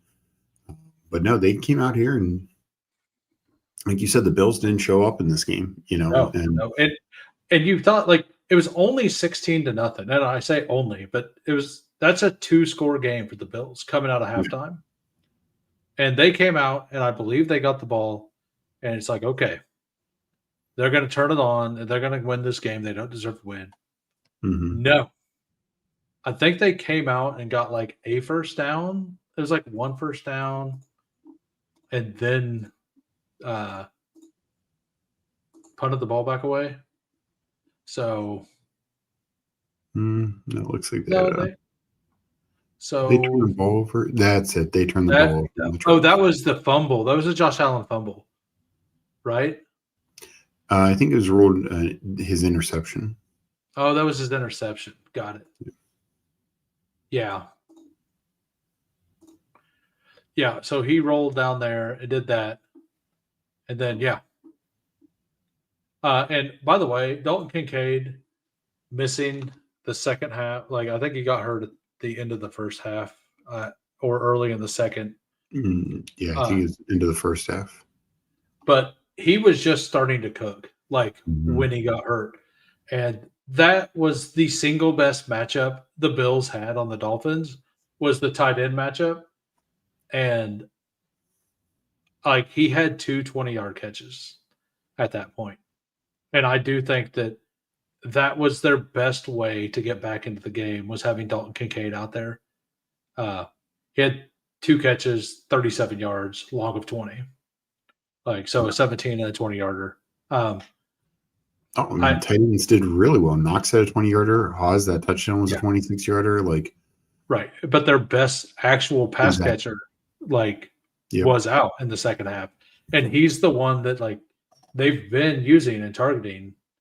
And I think that the Josh Allen fumble and then the interception and Kincaid being out, like, there was so much stacked up against them that – and you didn't even see them playing with fire to try to really get back in the game. Like, I don't know, like, maybe I'm wrong, but to me, I could look at it and it just felt like they were disinterested. I don't know. To me, it was like they were shocked and they were just shocked they were behind. Yeah, and they didn't know what to do. I think and their defense couldn't stop. Like their defense honestly could not stop Achane. Oh yeah, like Achane was just, and it was a lot of interior runs too. It wasn't all this outside. Like he got there on some outside stuff. Yeah, but he was cooking in the interior of the defensive line too. And I believe is Ed Oliver's back, right? No, I think he's out. He's still out. Okay. Yeah. I mean, yeah, he's out. I was thinking, did he come back for a week and then get hurt again, or am I? Yeah. Okay, that's what happened. Got it. Yeah. So, like, the Bills have a major weakness, and a lot of the teams that are going to be in the postseason are very capable of attacking the one weakness they have. You mean guys like Jonathan Taylor and Derrick Henry? Yeah. Like the Bills better hope to not play Indy is kind of how I feel about it. And I mean, Indy could easily lose to like the Ravens or Kansas City, and the Bills never have to play them, right? Mm-hmm. And like that would be best case scenario for the Bills is for them to not have to play against the Colts this year. I think. Yeah, I don't think it would be pretty. Yeah, so I don't really have a whole lot else on this game to talk about. No, neither do I. I mean, I think they just got out of their game script. I mean, James Cook, they actually utilized him in the passing game, but they just got so far. And like you said, the Kincaid injury, I do think that's a big factor. Allen was actually fine. I mean, yeah, it was like they moved the ball decently. They just had 2 turnovers in the opposing team's side of the field, and they couldn't stop. They couldn't stop the other team. So, and like with that being said, Tua still had 2 interceptions. Yeah, like it's not like Tua went out there and was balling. No, like he was not. He was not balling because that's not what Tua does. All right, so we are moving on to the Baltimore Ravens and the Minnesota Vikings. The Baltimore Ravens win. Forget it was, what was it? 27-19. Yeah. And this is one of those games that I kind of felt like it felt way more out of control than the score. Like, I don't know if you had that feeling watching the game, but like it kind of just felt like the Ravens dominated the game the whole time, but it was more that after that first drive, McCarthy looked pretty bad. Yeah, I mean, I think I actually want to give some credit to the Vikings defense because they did play well. Outside of the Chiefs game when he got hurt, this is the first game Lamar has been contained.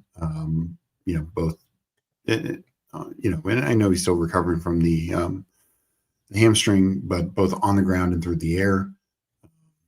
Just the 1 touchdown, not big yardage, like one of his highest incomplete rates, honestly, for the last couple of years. Henry had a solid good game, but the touchdowns were weird. It was a short touchdown to Andrews and a 1-yard run to Justice Hill. So Vikings defense I give a lot of credit for because for a while there they were getting cooked like just about every week. And they came to play. And I think the McCarthy issues, we'll get to that in a second, are a factor.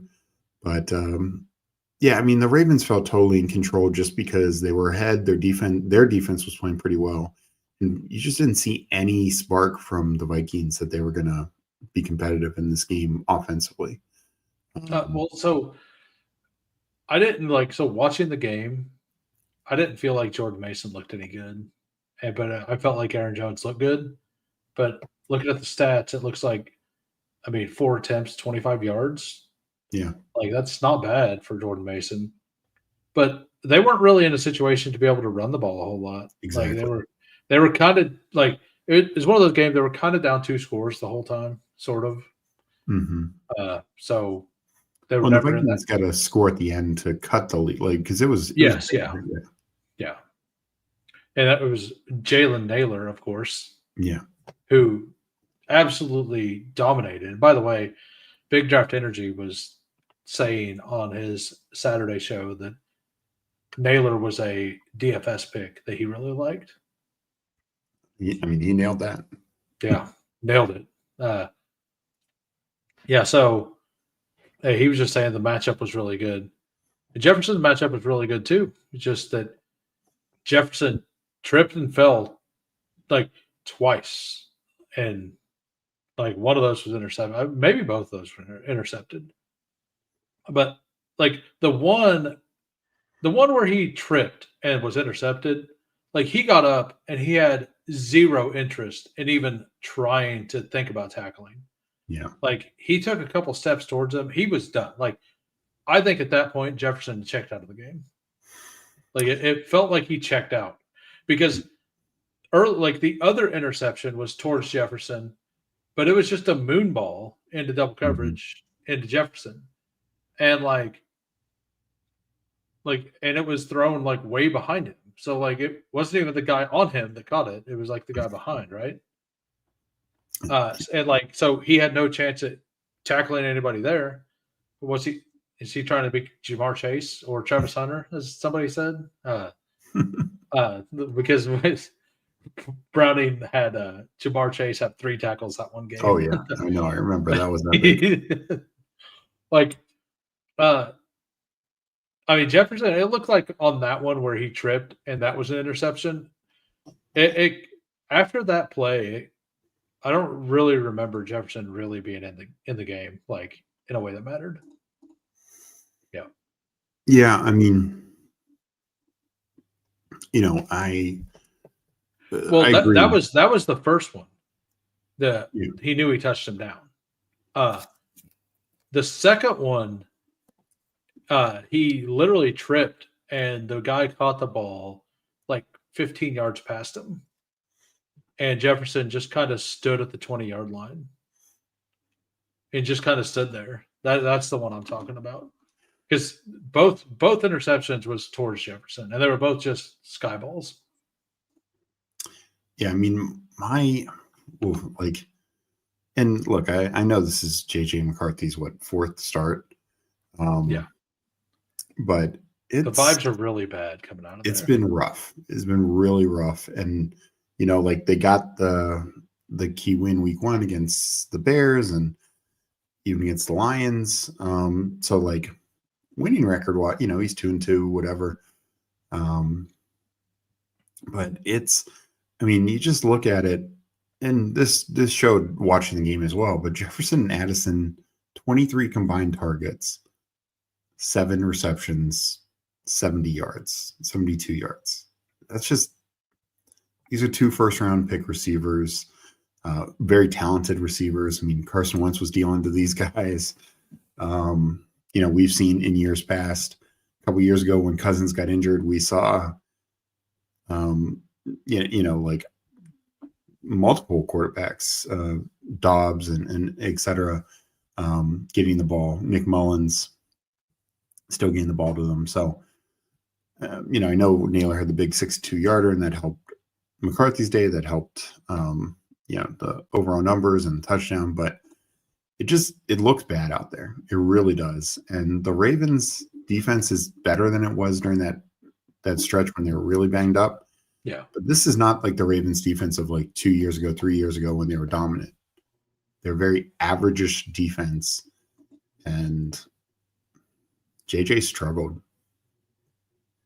Yeah. And to be honest with you, the offensive line, like this is another team. I believe they were keeping in an extra tight end quite a bit. No, not that much. But like the protection wasn't horrible. Like early in the season, the protection has been really bad for everything Vikings. Mm-hmm. Darisaw played, and I'm not saying that it was really good protection, but it was okay. It was like average. And McCarthy, like, if you take away, I mean, he had a 26-yard run and a 62-yard pass. Mm. And the 62-yard pass was honestly a beautiful throw. Yeah. Like, it was a really good throw. But that's 1 of 42. Like, you better have a beautiful pass or 2 in there, right? Mm-hmm. I agree. Like I haven't researched the whole 9 thing. I've heard people talk about it. Do you know what I'm talking about? No, I don't think so. Yeah, I'm going to have to actually. Apparently, he has an alter ego that he calls 9, and his number's 9. I'm assuming that's correlated. And apparently, like, it's pretty like it's like just really weird. And I wonder if that's like part of the vibes going on over there. I'm going to have to research it. I heard about it on Saturday or on Friday. last Friday I heard about it. I just haven't went and looked into it. But I'm sure if we type in JJ McCarthy's alter ego, you'll be able to find it. I just haven't taken the time to do that yet. Gotcha. And the whole, yeah. So I don't want to talk much about that because I don't know. I just know that it's a thing that people are talking about. I was wondering if you knew.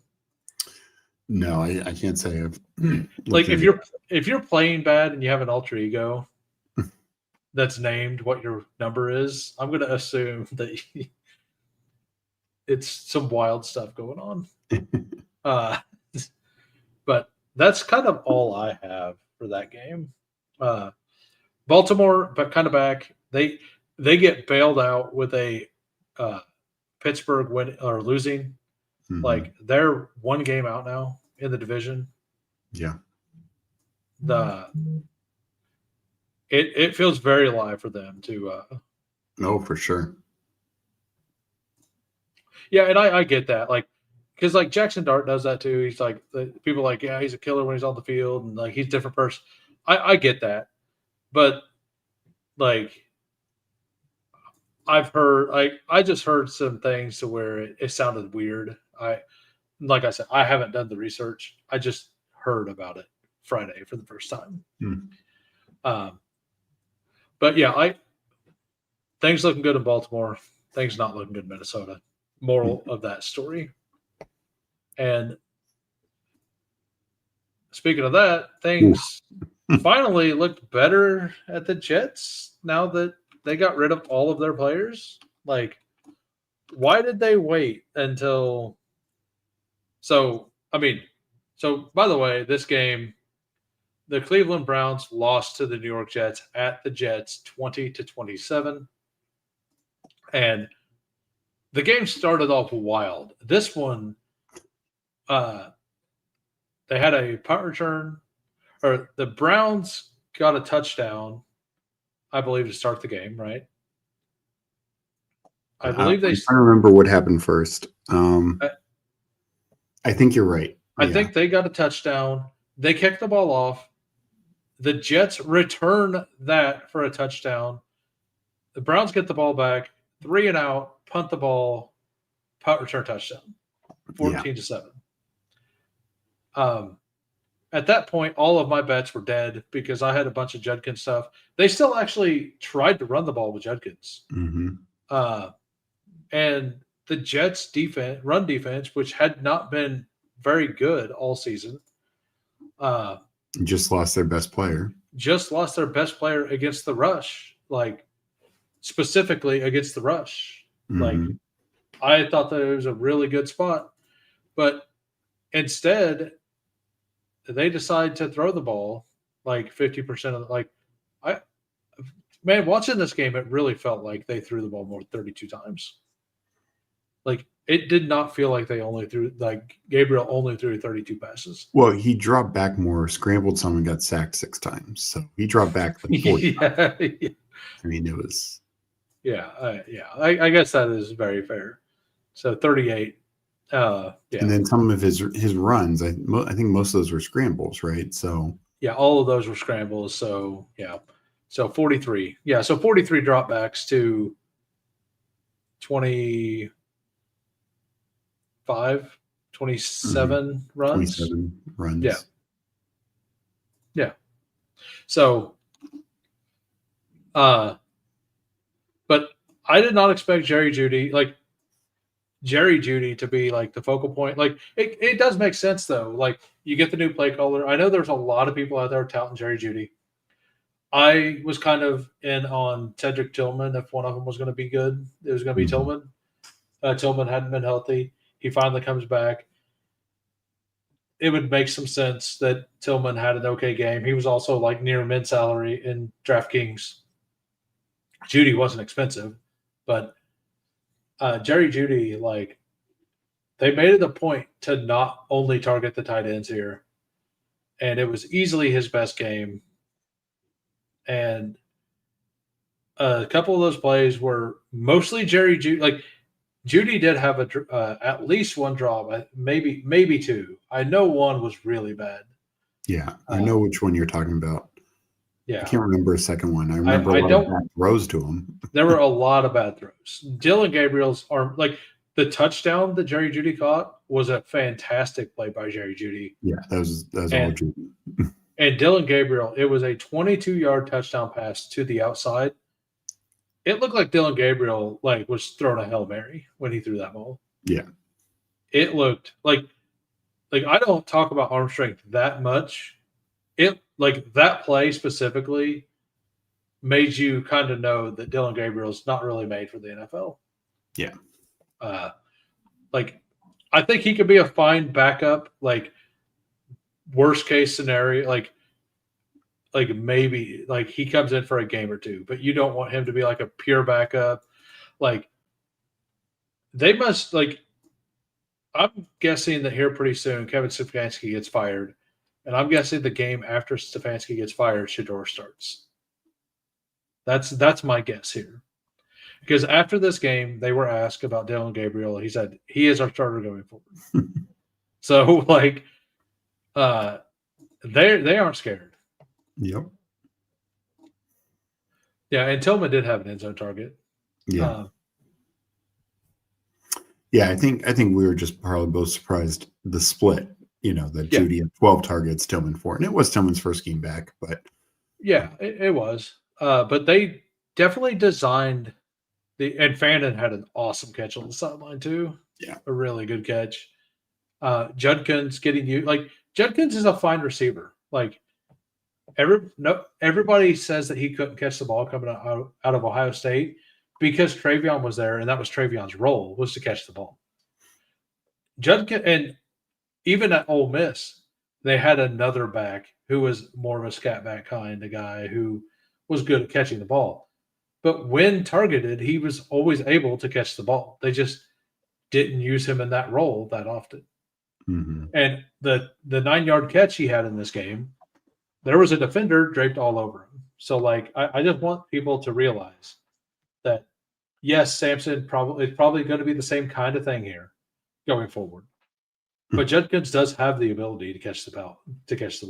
And people, I think, overlook that. Yeah. Yeah, no, this is the tough thing with the Browns. I still think Judkins is a very good runner, but teams are just going to stack the box and tell Dylan Gabriel to beat them, particularly outside. And, he had the nice throw to Jeudy, a couple other okay throws. But, Judkins he gets 22 carries and 75 yards against a team that just traded away their all-pro defense tackle. Yeah, I was very in on Judkins' longest rush. The Jets have been giving up big runs, big plays. Yeah, Javonte Williams, multiple backs, backs that aren't known for big plays. Yeah. And I was we've seen all year teams stack the box against the Browns and him get through once and just take it. And I was pretty sure that this Jets team was going to allow that, and it did not happen. That was one of my biggest misses on the week. My two biggest misses was that and Rico Dowdle over on the yards. Those were the two that I was very wrong on. And both of them were against bad teams that, in my opinion, didn't have a lot to play for, against teams that, and I mean, the Browns don't have a lot to play for either, but the Panthers sure did, Yeah. So on to the Jet side, Breece Hall just showed up to work, did his thing. Breece Hall's awesome. Justin Fields, 11 attempts, 6 yards, 54 with a long of 42. You remove the Breece Hall long of 42 catch, and that takes Justin Fields 11 attempts, 12 yards. And he had 3 sacks for 12 yards for a net 0. Yeah. Yeah, and his other 10 attempts, he went 5 of 10, so 50% for 12 yards. So horrendous yards per attempt. And he had an interception in there. And he Garrett Wilson is hurt again. Yeah. With apparently the same injury that he had before. Yeah, Garrett Wilson, they're saying what, like 4 weeks, something like that. Yeah, I mean, he obviously came back too early. Yeah. For what? Why? He already has a paycheck. Like, he got paid in the off season, right? Mm-hmm. Like, why would you come back early to this team? Like they just traded everybody away. What? Like, why would the team want him back? I know that they said, yeah, we're going to try to win games. Why? Like, Well, why would you risk the future of a player you know you need for the future to come back early? Whenever, like, there's a difference between trying to win the game and doing it in an unreasonable way based on what your expectations should be. Like, and to me, that's this is like and I don't know what the doctor said, right? Like, I don't know how it looked, right? I'm not into that. But if it was even it was last minute when they decided he could play, right? Like, it was Friday, I think they finally said, yeah, he's in. Right. And it was like limited practice, I think, half the week. I don't think he was full. Maybe I'm wrong, but I just don't see the risk. Like, why would you be risking it whenever you could get a top pick?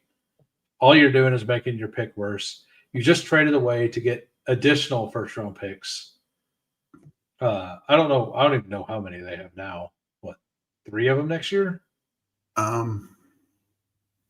I thought it was 3 the following year, because I thought they're only getting the second from the Cowboys this year, but I could be wrong. Okay. I mean, well, the next year's draft is supposed to be the one everybody's all about. So, and if I was the owner at this point, I would want Justin Fields to be my quarterback, because I want to I want to make him earn the money that he's had, and losing only helps you at this point. Oh, for sure. I mean, if not for those two, for as bad as the Browns were, if not for those 2 kick returns, Browns win this game. Yeah. Yeah. Yeah. And they it was all special teams for them. Yeah. Nothing else. And like Breece Hall and special teams won the Jets this game. So maybe it was Breece Hall just saying, you don't trade me, I'll get you wins so you don't, don't have a good draft pick. Yeah. And as I was saying earlier, I would not be shocked, like, if they transition tag him, whatever. And that I honestly think this Jets team is going to do something really stupid, like transition tag Breece Hall. When a team wants to get a pick him up, and they're gonna do the same exact thing and say, we want a 3rd rounder for him, and the teams are gonna try to give him a 4. It could be the same exact situation, and then they just pay him next year again because nobody's willing to give the 3rd rounder. Transition tag, there's no compensation. Like, the team just has to match the offer. Right. Oh yeah, that's right. The transition tag, but the offer it's 11.5 million, right? Yeah, that's what the tag will be. But then a team can sign them. Like, a team could sign them to say, Derrick Henry's whatever contract. And then the Jets have the right to match it. Yeah. Yeah. So, and I thought they got it. Like, I thought the transition tag you got a compensation for. No, that's just franchise and restricted free agents. Okay. That's my bad then. I was thinking that it also gave I thought that they had the ability to trade him out of that, and that's how that worked. Yeah. So there's nothing else here. Like Breece Hall, are you willing to play him draft him in the future? Like, there's nothing else. Like, what? Like, they played the Patriots this week. Yeah, definitely not in that matchup. I mean, I think it depends on the matchup. Like here's the thing. Like, he had 125 yards. 72 of them came on 2 plays. As long as running, that's 42-yard catch. Like, and he's explosive. Don't get me wrong, that's part of his game. But it's like, for 22 touches, if he doesn't break those two big plays, like it's going to be a very below average game. Because again, this offense is just inefficient. It's bad. It's kind of I mean, with that being said, he did lose 10 yards on one run and like 8 on another. So like he honestly basically had 100 yards, but because of horrific play calling and the fact that they didn't have to respect anything else, but he lost 18 yards on 2 plays. But that, I guess that's kind of my thing, is like that play calling isn't going away. The fact that I agree. Like it's honestly very similar to the Judkins. It's just like what you said. You expected Judkins to break one of those runs. Hall did. One was a pass, one was a run, and it's so in games where he does, you're like, yeah, Judkins could have a 20-point game, a good game like Hall did. But if he doesn't, then he's just getting stuffed so many times. You know, it's just not enough meat on the bone. Right. Yeah, and speaking of the Patriots, we will go to the New England Patriots and the Tampa Bay Buccaneers. The Patriots win, and by the way, the Patriots, speaking of the defensive stuff, this was the first game they have allowed a 40-yard rusher or a 50-yard rusher all season. So yeah. That is wild. First, and it's not even a starting running back. It's Sean Tucker on only 9 attempts. And he didn't even break a huge run. I mean, an 18-yard run is a decent run. Yeah. But it's not like he broke a 40-yarder to do it. So this Patriots defense is very legit. They are. They are very, very good. And they ended up getting a lot of positive news here with the Bills losing, right? Like they're 2 games in front of the Bills right now for the division. Yeah. Moral of this easier schedule going forward. Yeah. So moral of this story, Travion Henderson, maybe you should have used him earlier. He gets 2 gigantic plays. He gets a 69-yarder to seal the game. Like, so this game was very good. It was the score, by the way, was New England 28, Tampa Bay 23. The Patriots were always up a score and maybe 2 scores, and the Bucs did get the ball with a chance to win the game at the end. But there wasn't very much time left or any of that. They got the ball down a couple, and they had an onside kick to try to come back. Yeah, because of Henderson's second score. Yeah, because Henderson actually, he's been in the doghouse and it's not been reported because he actually looks to the sideline, like he cuts it across laterally so he could look to see if Vrabel wants him to score or not. He's like, yeah, go in. So he went ahead and scored. Which is the only reason that the Bucs were able to get their next score, or Tez Johnson's second touchdown. And I'm assuming Steph Diggs didn't get hurt on that last play, but it didn't look like it felt good when he got hit on that play. I hated seeing that. I did too. I was like, oh, I hope his ribs are good because he got jacked. But yeah, go ahead a little bit on. Patriots, and it's interesting. Henderson does have this monster explosive game, of course, in a week when like 6 other running backs do as well.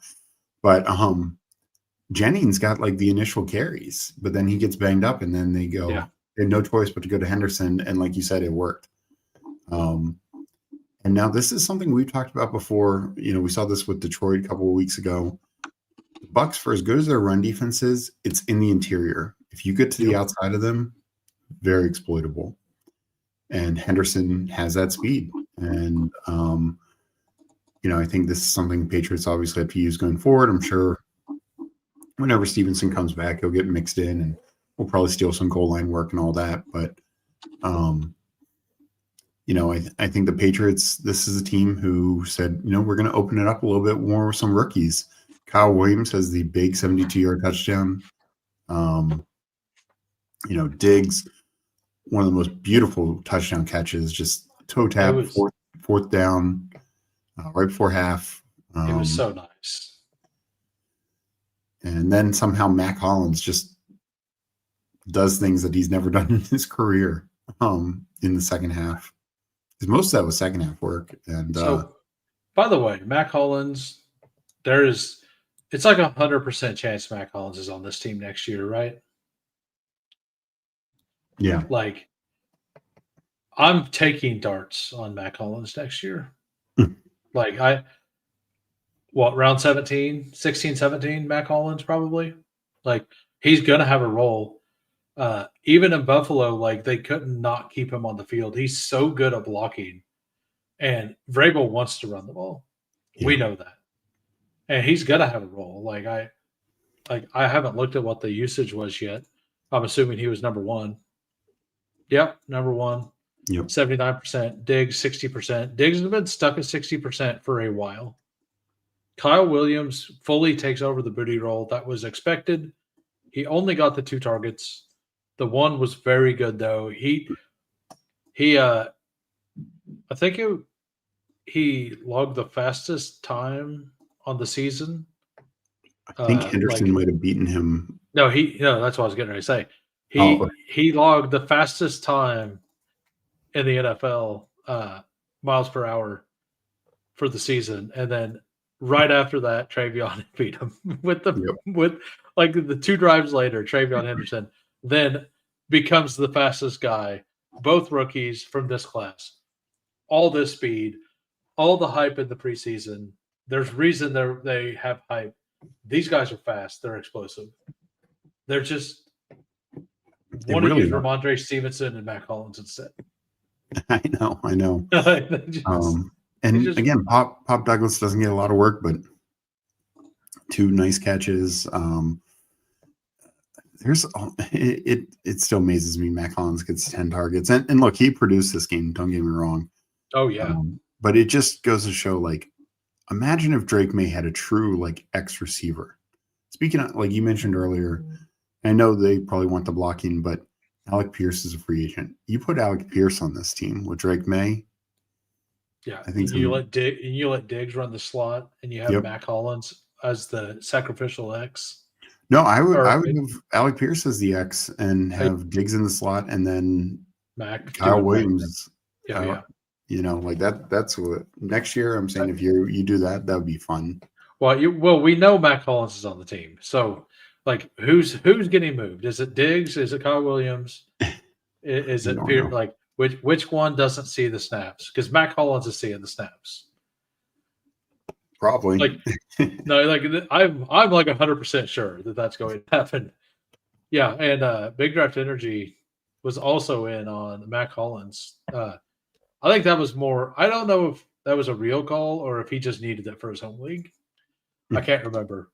I know it might have been both. Like he usually nails a couple of them every week. But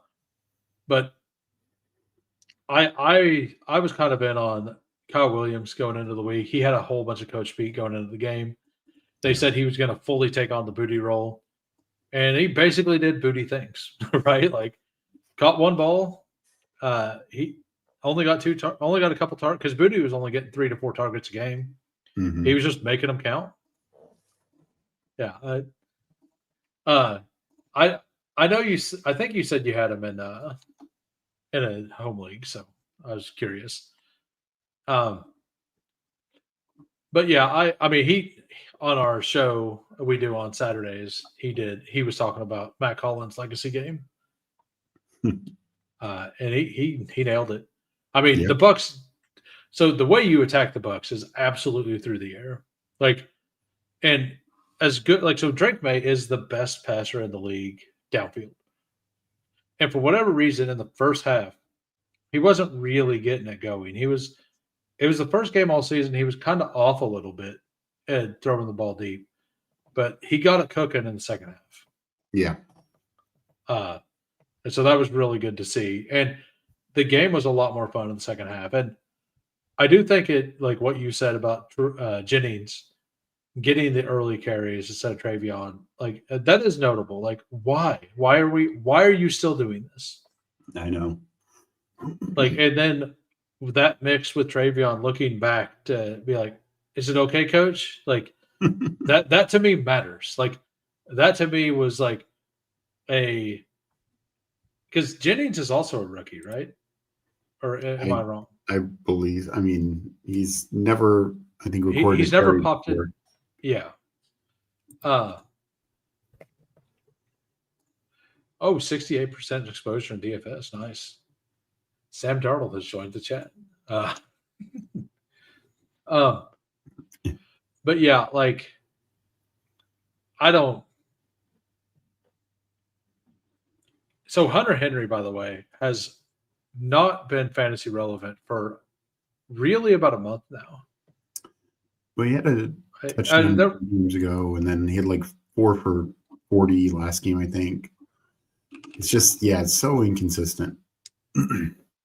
Yeah. I'm going to look him up right now. Well, I was looking at it going into last week, and I was like, do I even want to put him on my draftable range? Like, so in full PPR, that was by far his worst. But he had the 29-point game week 3. Mm-hmm. And then he had 11.9, which is a solid week. And then 6, 5, 7, 7, 9. Yeah. And that's because Drake May started throwing to the receivers a lot more. Like that's when the booty stuff has really started coming on, I believe. Like we could type in him and look to cross-check that. Because it could just be that I'm wrong here. Yeah, so right about there.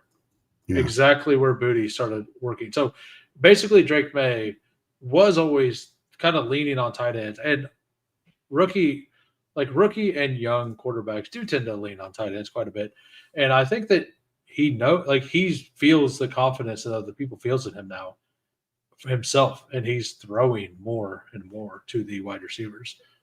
And I just think that overall, I think that Hunter Henry, like I'm not saying he's undraftable in things or like unusable in like there will be weeks like if they play the Bengals, I want some Hunter Henry, right? Like if they play the Steelers, I want some Hunter Henry. Which is wild that the Steelers are bad against tight ends because you would expect the team that has 4 tight ends would know how to cover a tight end. But they don't. So maybe it's because they have 4 tight ends. They don't know how to cover just one. Maybe that's the thing. But so going forward, like the Hunter Henry stuff is interesting to me. Because if like you just look at it and like Mac Hollins 106, like we've never seen that. Diggs is getting his 8 targets every game. Mm-hmm. Douglas is sneaking in for between 2 to 4 targets a game. And then the Kyle Williams or Booty roll is out there as well. So like Mac Hollins, I think he had like 7 targets last week. Like, so he's got, I think he had 7 targets last week, right? Something like that. I mean, he said, he had a good game against Titans. Can't remember if it was last week Falcons or the Browns game, but Mac Hollins has had some good weeks, and honestly, that is the thing. So it's 2 weeks ago. So like he only had 2 targets, but he had 7 here with 1 in the red zone.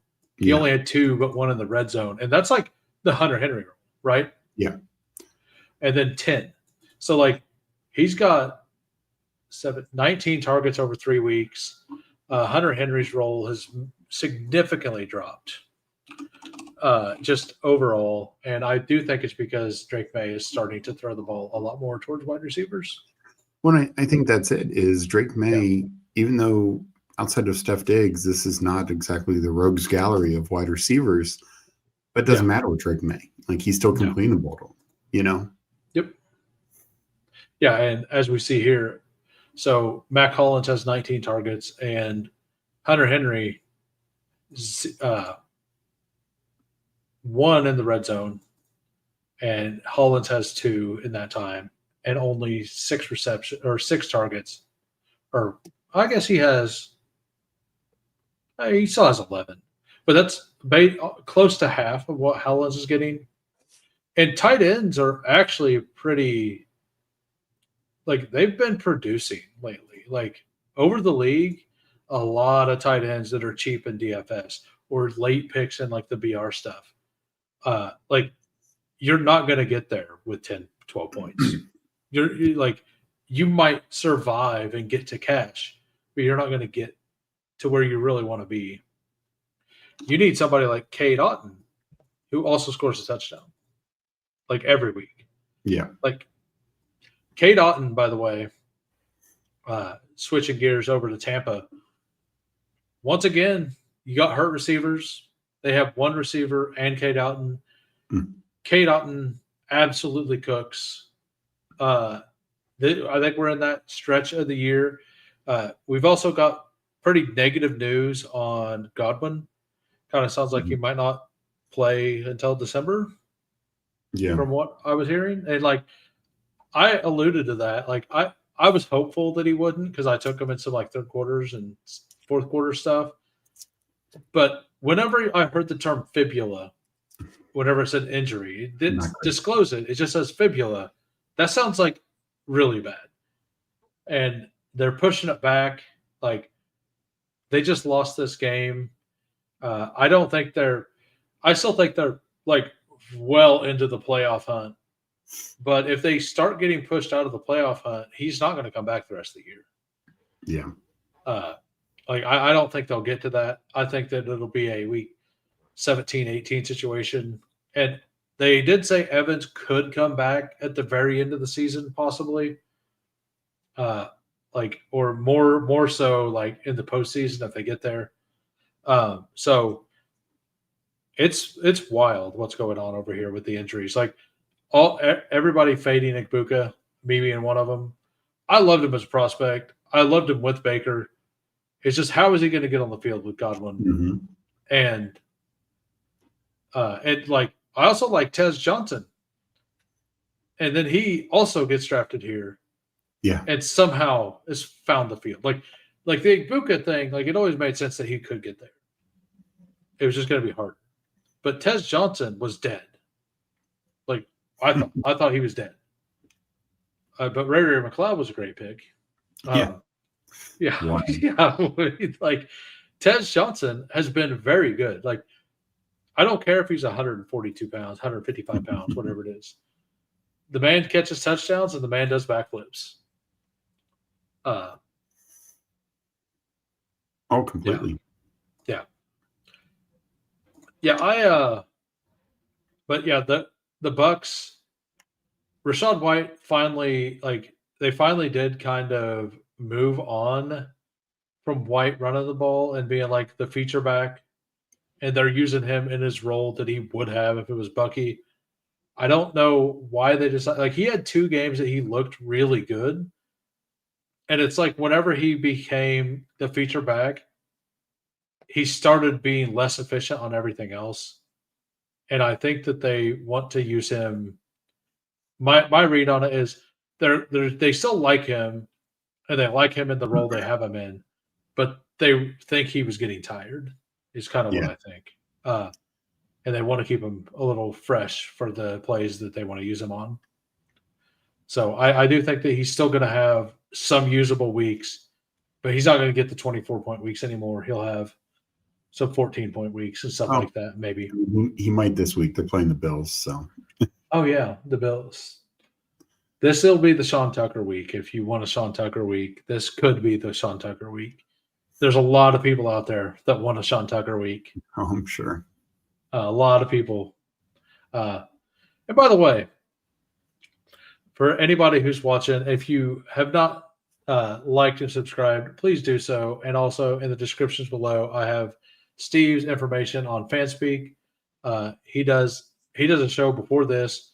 They do betting props like all the time. They have multiple people on his network. Check them out. I listen to a lot of their stuff. They do pretty good on the props. for the most part. Thank you. Yeah. So Kate Otten, though, like he's kind of a target now. Oh, big time. Did you hear that? Let's make sure that is still true. Is Payne Durham a tight end? Mm-hmm. Okay. Payne Durham, then that is the first reception a tight end other than Kate Otten has on the season for the Bucks. Oh, wow. I heard that in the so at like halftime or when Kate Otten caught a pass in that game, I heard the announcer say, I think it was was that the game Romo was doing? I think this is the game Romo was doing. I think Romo said that was the first, he's the only tight end that caught a pass on the season. Jeez. I haven't went and looked it up, but I'm going to assume that was correct at the time. I mean, that sounds right. Actually, it's still true because he only got a target. I thought Devin Culp could be Culp looked fine last year. So that is crazy if he has zero. Nobody else has caught a pass as a tight end. Yeah, that is pretty wild. I mean, you have 4 a week on 2 different teams, the Rams and the Rams are using 3 tight ends over and over again. We'll get to that. But they have 3 people catching balls every week. The Chargers are throwing the ball to a defensive tackle. Yeah. The Lions are splitting out offensive linemen. Yeah. What? They can't even get a second tight end in there to get a pass for the whole season? Come on, guys. You're better than that. Baker will throw it to anybody. Just put him on the field. Just yeah, man. Egbuka, absolutely awesome. He's so good. Where does he go? Next year, as of right now, where do you have him ranked next year? I mean, I do think we need to see because one, there's a lot of guys who are moving up, and then you have guys like, what's Neighbor's situation coming back and stuff like that. I think he's a player I'm going to love that I'm not going to be able to draft as much as I want. Yeah. I think he's going to end up going at the 1-2 turn, and I think I want him to be like where McConkey was. Yeah, what I will say, I mean, this is my early guess. I mean, so much go until then, but yeah, right. I don't think people are going to be able to keep saying, 0 RB, 0 RB. I mean, RBs are just dunking on people every week now, just about every week now. Yeah. You had 7 backs in the first 2 rounds this past year. It's going to be 10. It's going to be 11 next year. It's got to be. Yeah, it will absolutely move up. And I think that there's a couple wide receivers that could go up there. And the other thing, elite quarterback has worked very bad this year so far. Yeah. So if they don't perform in the postseason, I think we're going to get 5th round Lamar and Josh Allen. And I think I'm very in if that happens. I could see that because it's very all of them have got hurt. Except Allen. Except Allen, but yeah. And I mean Jalen Hurts, yeah. Who's been the most consistent of every quarterback. But it just for a second, it actually goes beyond the top 5. I'd have to look at BBMD, but if you look at the top 12, you have adding Kyler to the mix, adding Purdy to the mix. It's been, and Justin Fields being, hurt / disappointment. It's not been great. Yeah. Yeah. So that's actually kind of a conversation for, I don't know why I was just kind of curious because Egbuka feels like he could be, I mean, he could absolutely do what JSN is doing this year, next year. Sure. There is, if Mike Evans retires and Godwin's not healthy, or if Godwin is healthy, it doesn't matter, right? Yeah. This is a team that wants to pass the ball, right? Like they want to pass the ball. They haven't had Bucky there to like keep their offense on the field. Like they do struggle a little bit, like keeping drives alive right now because they only have Otten and Egbuka in the passing game, and like Rashad White kind of. I like Tez. Like Tez is a good player, but he's not a huge threat. Like he's a threat, kind of like Rashad Bateman was last year, right? Like who is not good this year, like not at all. Yeah, but yeah, I think. Go ahead. I just think it'll be interesting. Like it's weird because there's still a lot of good receivers. It's just like, how do we trust Justin Jefferson? You know, like where do we value them? Like, for instance, guys like Puka and Devontae Adams, is Stafford back or is it Stenson Bennett? You know, like that's going to be such a determining factor on like where they go, you know, in drafts, I feel like. And then, I mean, we have other, as much as like Mbuka and JSN, there's another like Roma Dunze is going to be in the mix. Like there's a lot of, I think I get this feeling that Dunze is going to get hated on.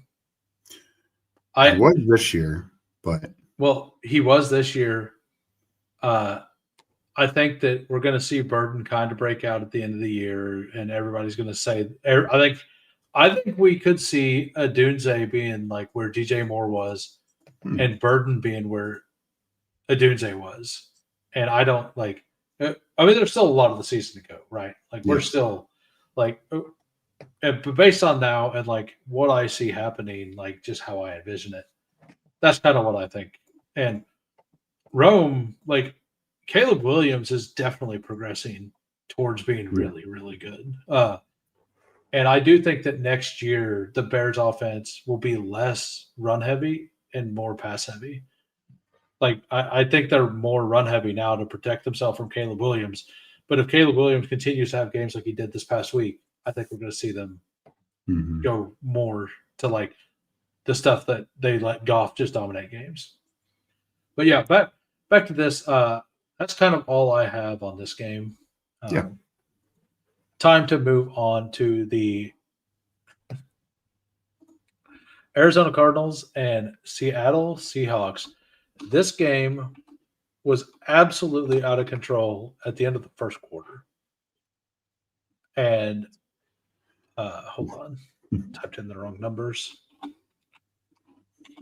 So they had a 2. What was the score? It was wild. Like it was 35-0 at halftime, right? Like it was 35-0 at halftime. The final score was 44-22. I think it was 35-0 at halftime. But I think, did they have a touchdown? I'm trying to remember. This game was so wild. We'll go to it. 38-7.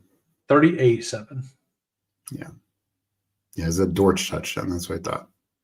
Yeah. But that was because they like turned the ball over on the goal line, right? Yeah. So, but yeah, this game, like Jacoby Brissett didn't even play that bad, but had 2 turnovers for touchdowns. Like they absolutely destroyed the Arizona offensive line. I was talking early, like last week, I brought up the conversation about this team versus the Super Bowl champion Seahawks. Like how I think that there's an argument to be made that this team could be a better overall team, regardless of if they win the Super Bowl or not, because I think they have a better like they're way worse at running back, which we'll get at. Like, why George Halani? Like, like number one, like that's question number one. Why George Halani? Question number 2, like they just, man, they absolutely cooked them on the defense or on the offensive line though. Like both of those balls were cleanly out.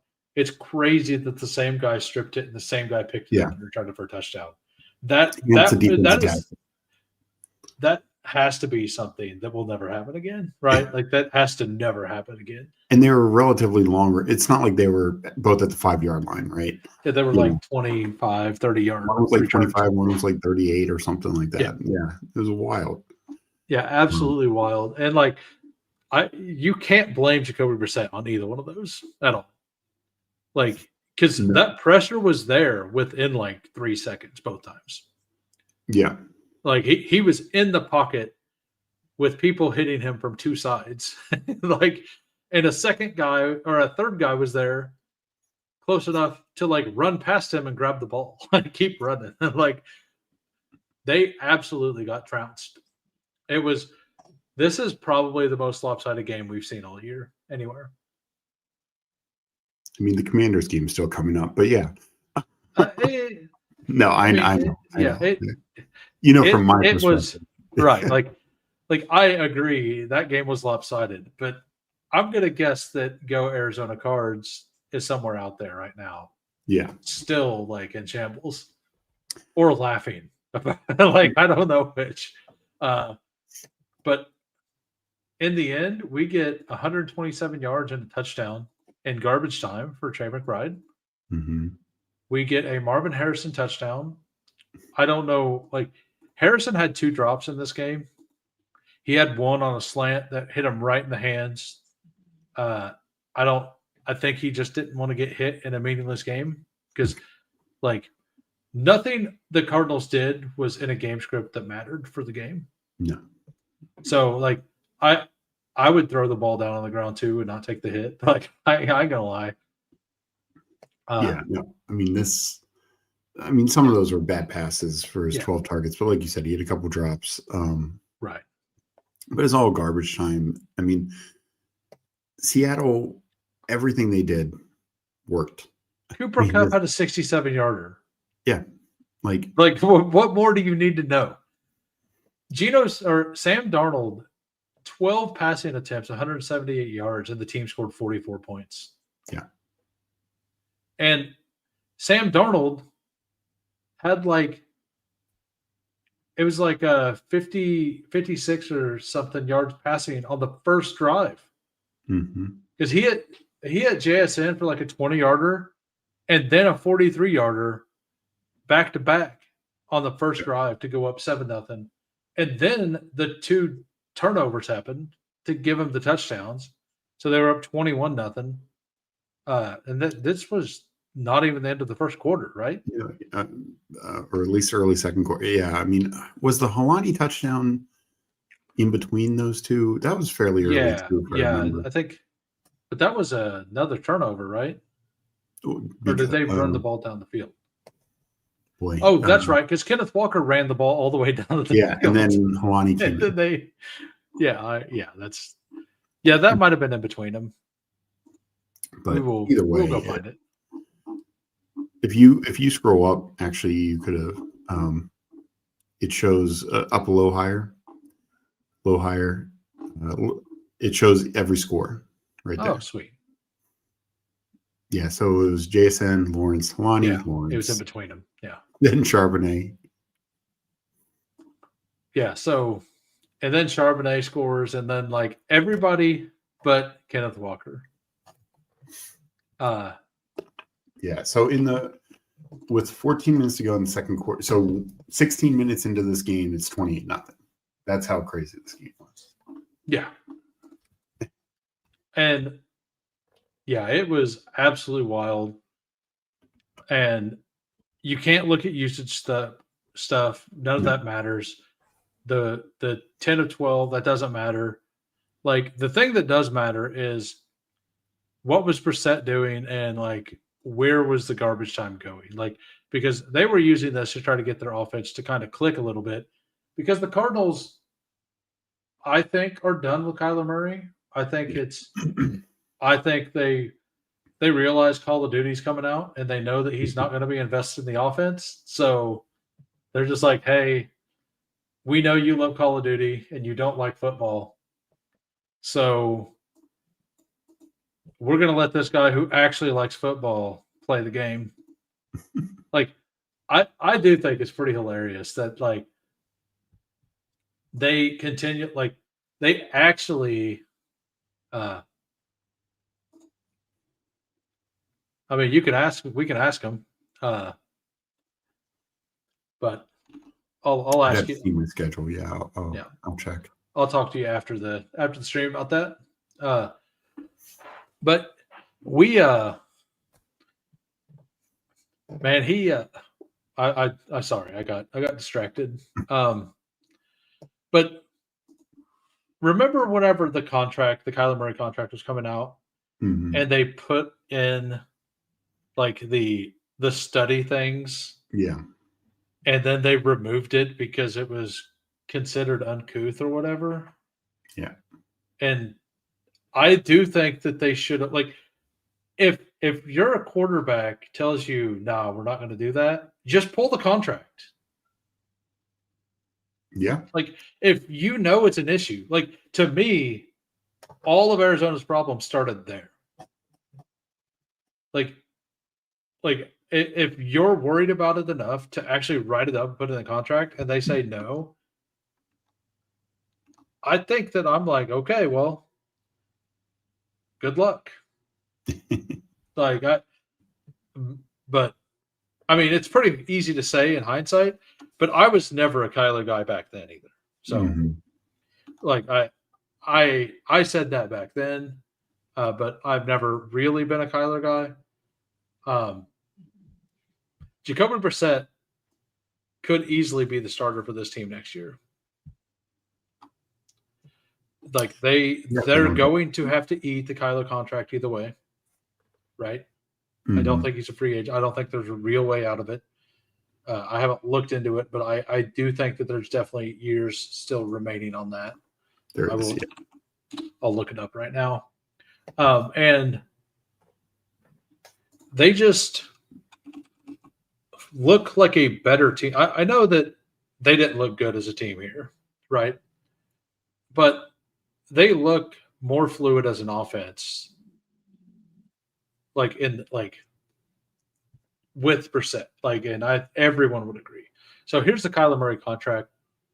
So next year, so they got him for several more years, and if they cut him next year, but like, apparently it's a tradable contract. The problem is you had to find somebody willing to trade for him. I would guess somebody would be willing to trade. There's going to be a number of teams out there looking at quarterback, and the I think so, class is not great. And it's like, yeah, like I don't think you'll probably get even less than Seattle got for Geno Smith, but Geno Smith got traded, that kind of stuff. Yeah. Yeah. Yeah. Joe Flacco, if he starts a game next year, I will be impressed.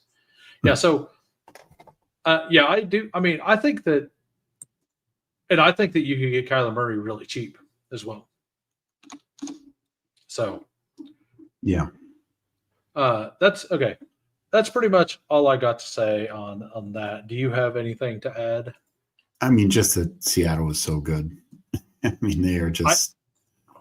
I need to go look at futures because I honestly think that Seattle's going to win the Super Bowl.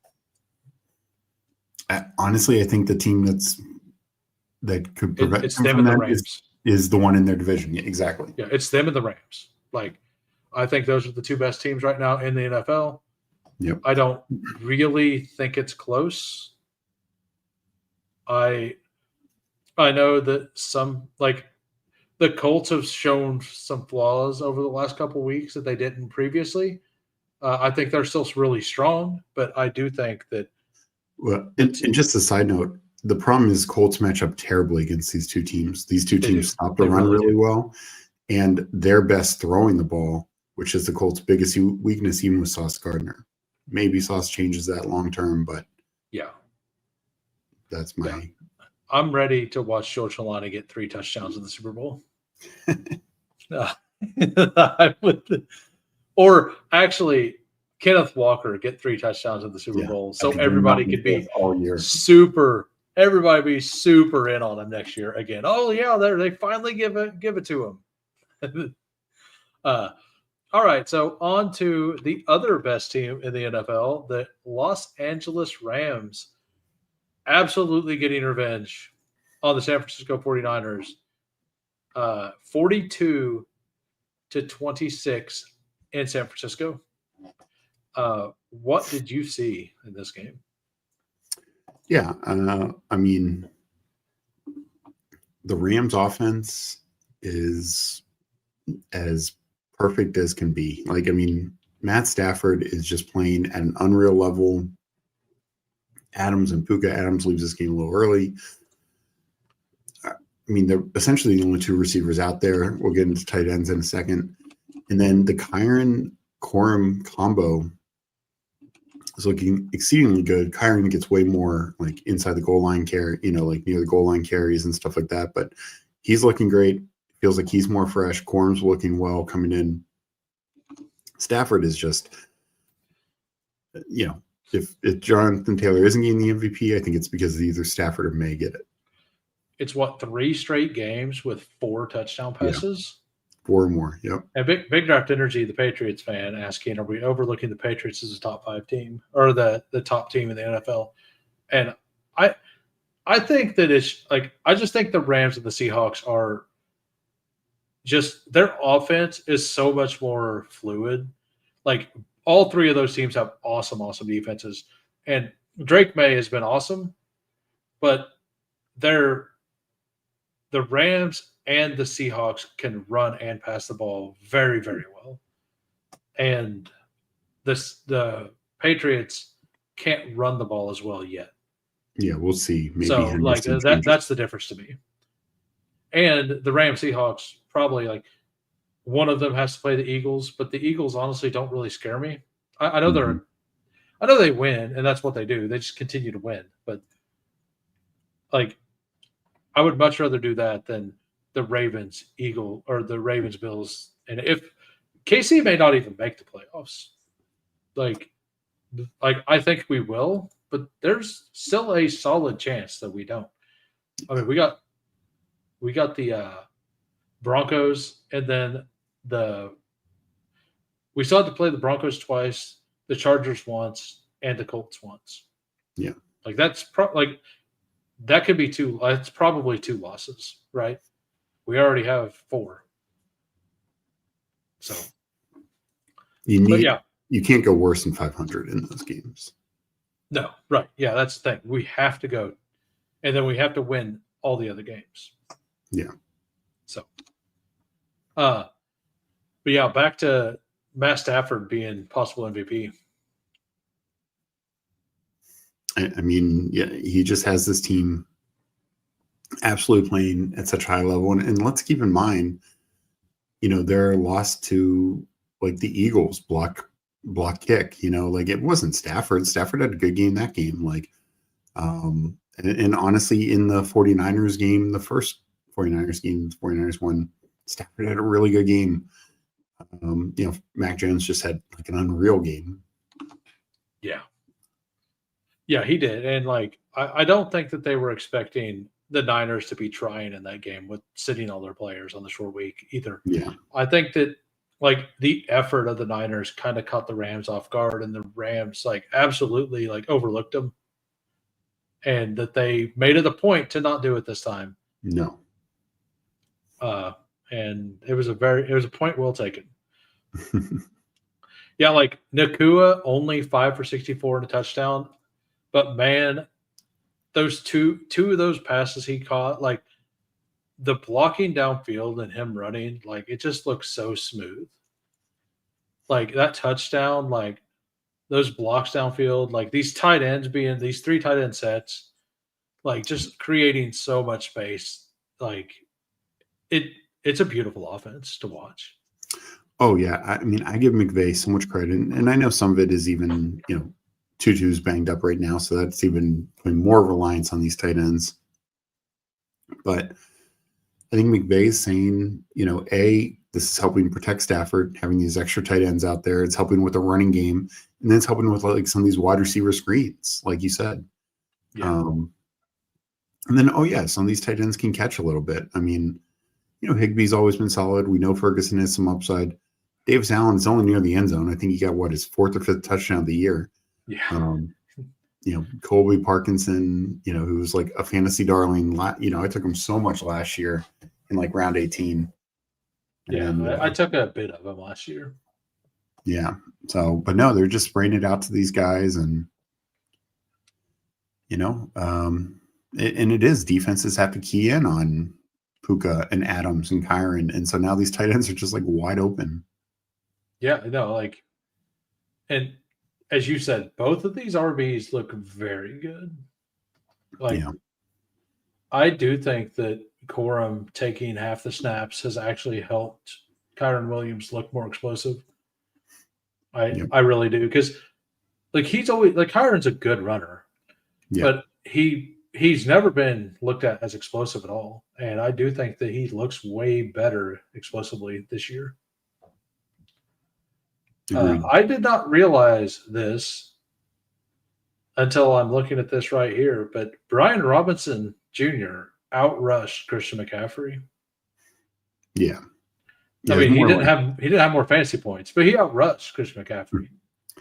It's mainly on like 2 runs, including the touch, and that set up. Unfortunately, he got the touchdown from a fantasy perspective, but I needed that. I have like 10% Brian Robinson for when he's a commander. I was kind of in on him. Like I might not have been at 10%. I think I was like 8.5%, 9%. Like I was slightly above the field at Brian Robinson. Like another late season thing that happened that ruined my portfolio kind of thing. Like he all I know is that the Commanders wish they had Brian Robinson right now. Yep. He is the kind of player they need on that offense. He wanted out. I'm glad that they let him out. I'm not glad that he landed on the Niners, but because I like Brian Robinson. Like he is what he is. He runs forward. He did get a reception in this game, but that's not his game. Like he runs forward. He runs through some people. He absolutely made that touchdown. That was an awesome run. He averaged 5.1 yards a carry, and McCaffrey averaged 2.5. Yeah. I do think that that's more that Brian Robinson just broke broke tackles in the hole. Almost it wasn't even that the play was blocked better or anything. He just had more power in the hole. But they had to give up on the run anyway because they were so far behind.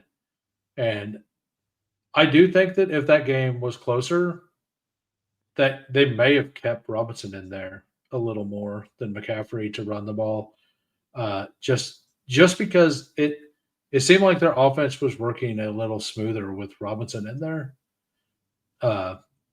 I don't know if you caught that. I'm not saying that he's better than McCaffrey. Yeah, I think when it came to running the ball, to keep the defense honest, he did that well enough to allow Juwan Jennings to have a decent game. And Jennings was so up and down here. He had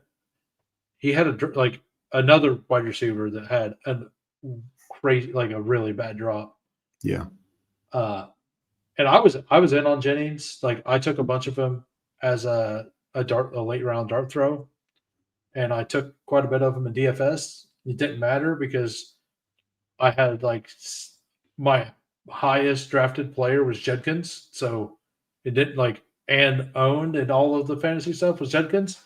He ruined my entire week, so it didn't really matter. But I was in on Jennings for the week. And George Kittle, that touchdown was awesome.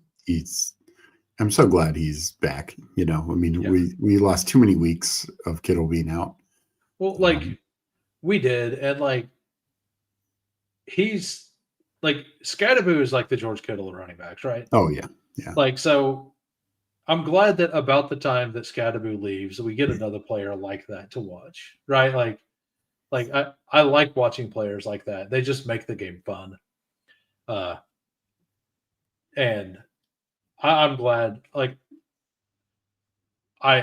but I do think that this game, like the Niners-Bears game, feels like, to me, the game you want in best ball right now.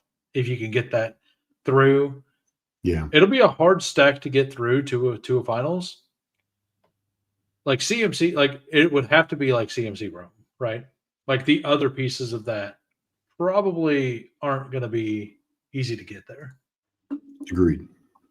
So, but I think if you could have drug another piece along with those guys, and that's the piece you need, like that's how you win all the money this year.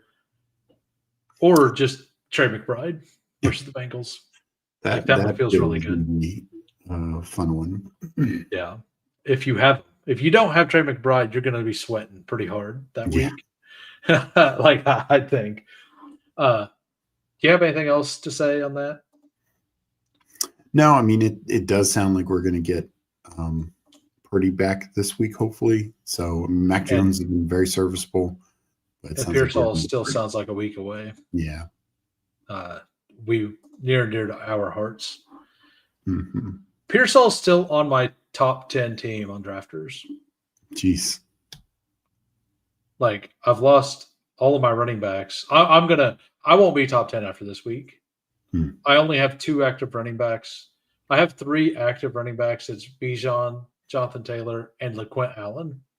So unless I need like a LeQuint Allen touchdown and like 3 receptions, I need like a 10-point week for LeQuint to like be okay, right? Yeah. And I obviously have all my capital at running backs. So the wide receivers I have aren't the elite ones. So we're probably going to get cooked this week. All right. On to the Washington Commanders and the Detroit Lions. This was a revenge game. This was Dan Campbell saying, I know you guys knocked us out of the playoffs last year, and I know that we absolutely laid an egg last week when we shouldn't have. They go in to Washington, 44-22. Just absolutely steamrolled them. Yeah. I mean, it was expected. It was absolutely expected. Absolutely expected. And like you said, I mean, this felt slightly more close maybe than the Cardinals-Seattle game, but it was definitely the most close game in the late window because the Seattle game was the other one. No, well, the San Francisco game was closer, right? I mean, they were all pretty blowouts, but yeah. I guess at halftime the San Francisco one was like because then the Rams scored like 2 touchdowns in a row to like make it a really big lead. Yeah. But and at that point, none of the games felt reasonable.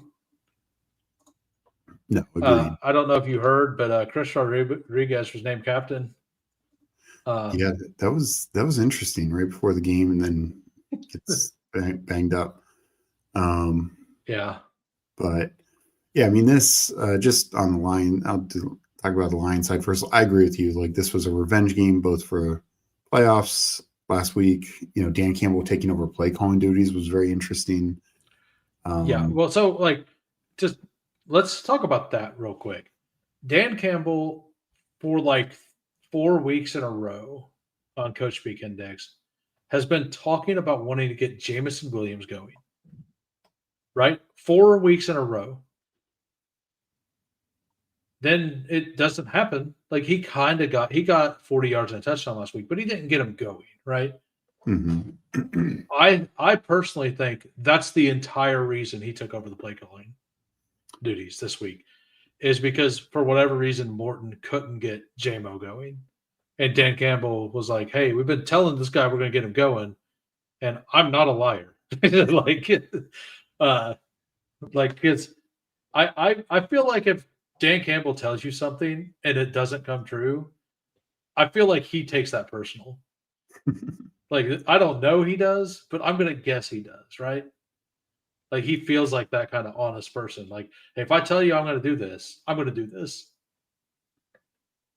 Well, no, I know this was before last week's game, and when Williams had at least a decent game, but I remember somebody posted all the like receivers drafted after him that were clearly better than Jameson Williams. And it just never made sense. Like, yes, Amonra is a stud. Yes, they have Gibbs and Laporta and Monty, but like this is a first rounder. This is a guy that, they believe in, they paid their, should be a big part of their offense. I mean, Jameson Williams and Rashid Shaheed are basically the same since coming out.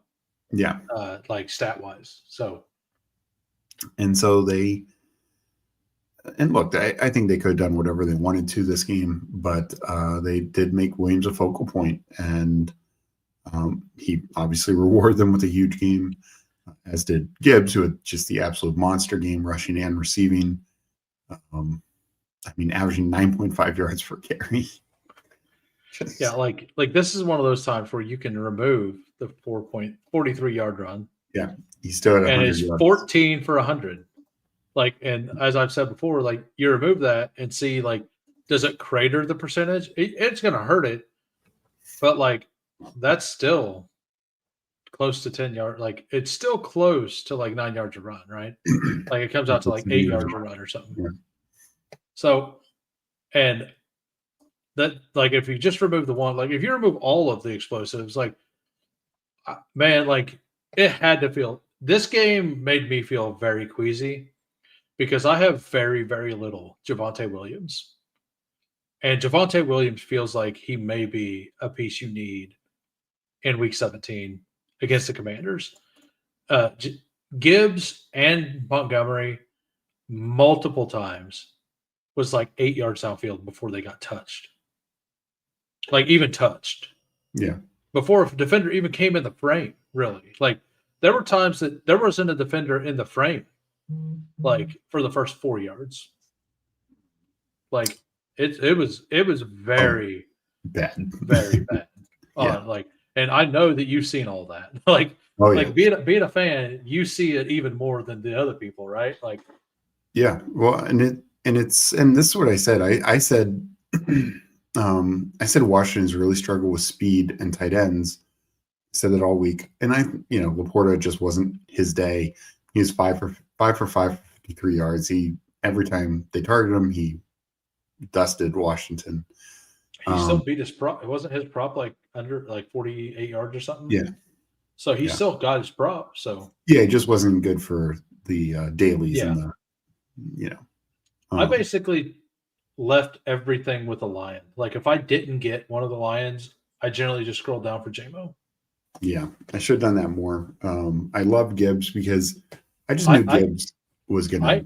I scrolled for Demont too. And that didn't work, but yeah, I mean it could have. I knew one of the two running, but like so to me, somebody from the Lions was absolutely going to matter. There was zero way after a loss and playing the team that knocked you out of the playoffs the year before. Yeah, that Dan Campbell wasn't putting up 40 points, like at least 35. And if you put up 35 points, the only way that fails is if every person gets one touchdown. Mm-hmm. And then all of them are usable, right? And you cash a lot of teams. Yeah, I mean, 100%. I missed on a bunch of other things. Like the Judkins thing really hurt like my entire week. For me, it was Rico. Yeah. For me, I was very in on Judkins. So, but yeah, but Gibbs, this is like, he still had the same amount of carries as Demont. Mm-hmm. I know that Montgomery got like 6 carries in the last quarter or whatever. Yeah. Like when it didn't matter, but that's still like a 60-40 split. Like even before that, right? So actually, I was going to say that even though Gibbs was dunking on him early, this is the other thing. Some games, not every game, it's been very weird, but there have been some games where it's been like a 70-30 split.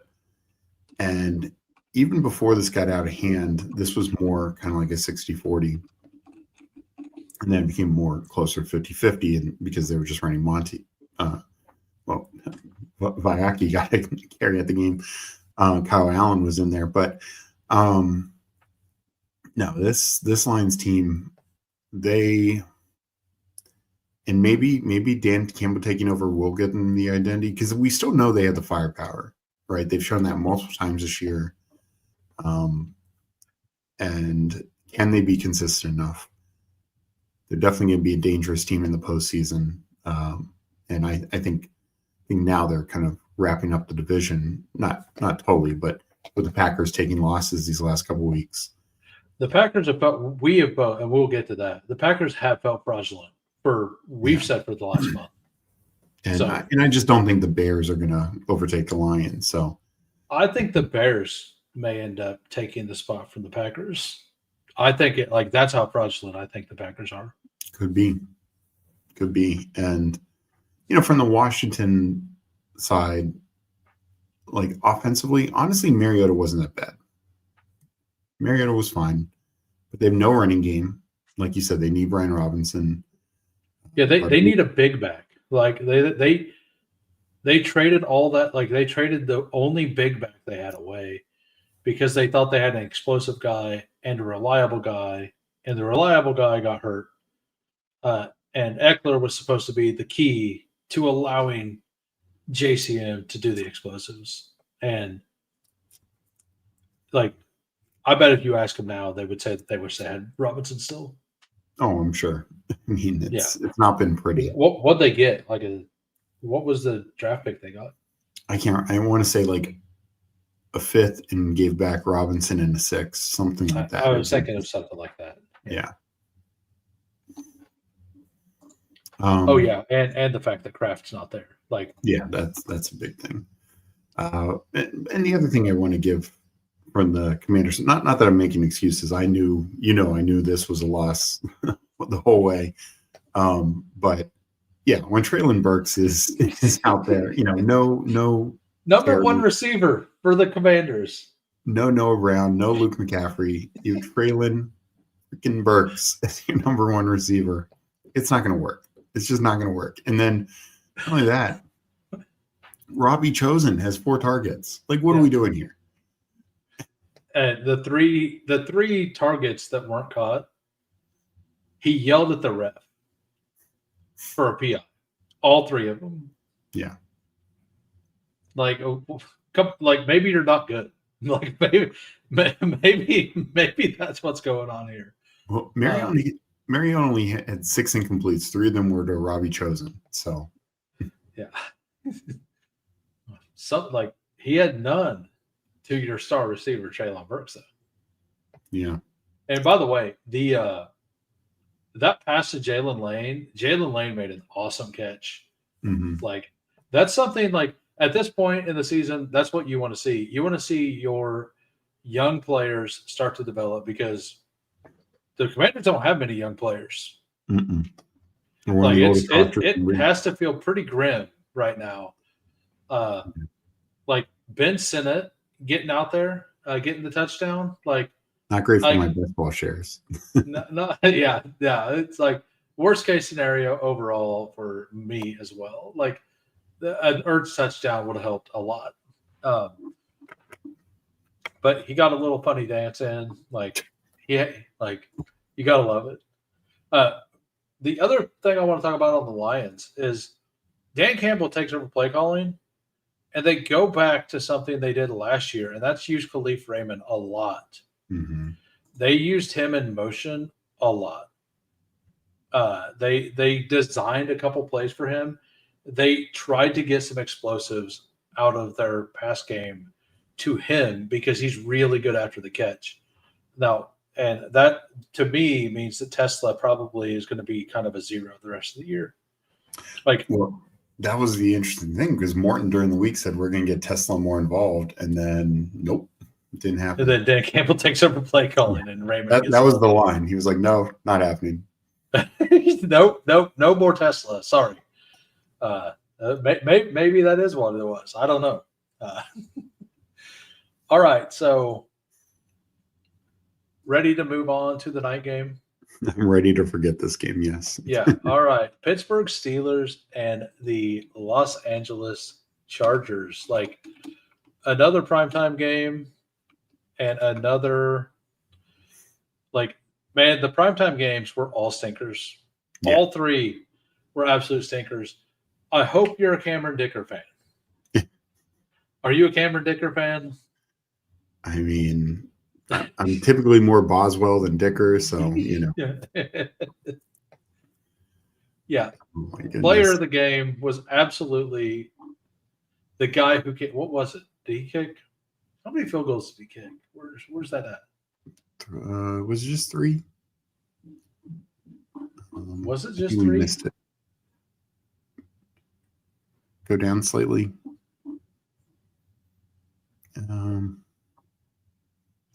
Well, it's 25 points, and they got 3 of 4. He made 3 of 4. Okay. Yeah. So, yeah. Pittsburgh Steelers. I said they've been overplaying all year.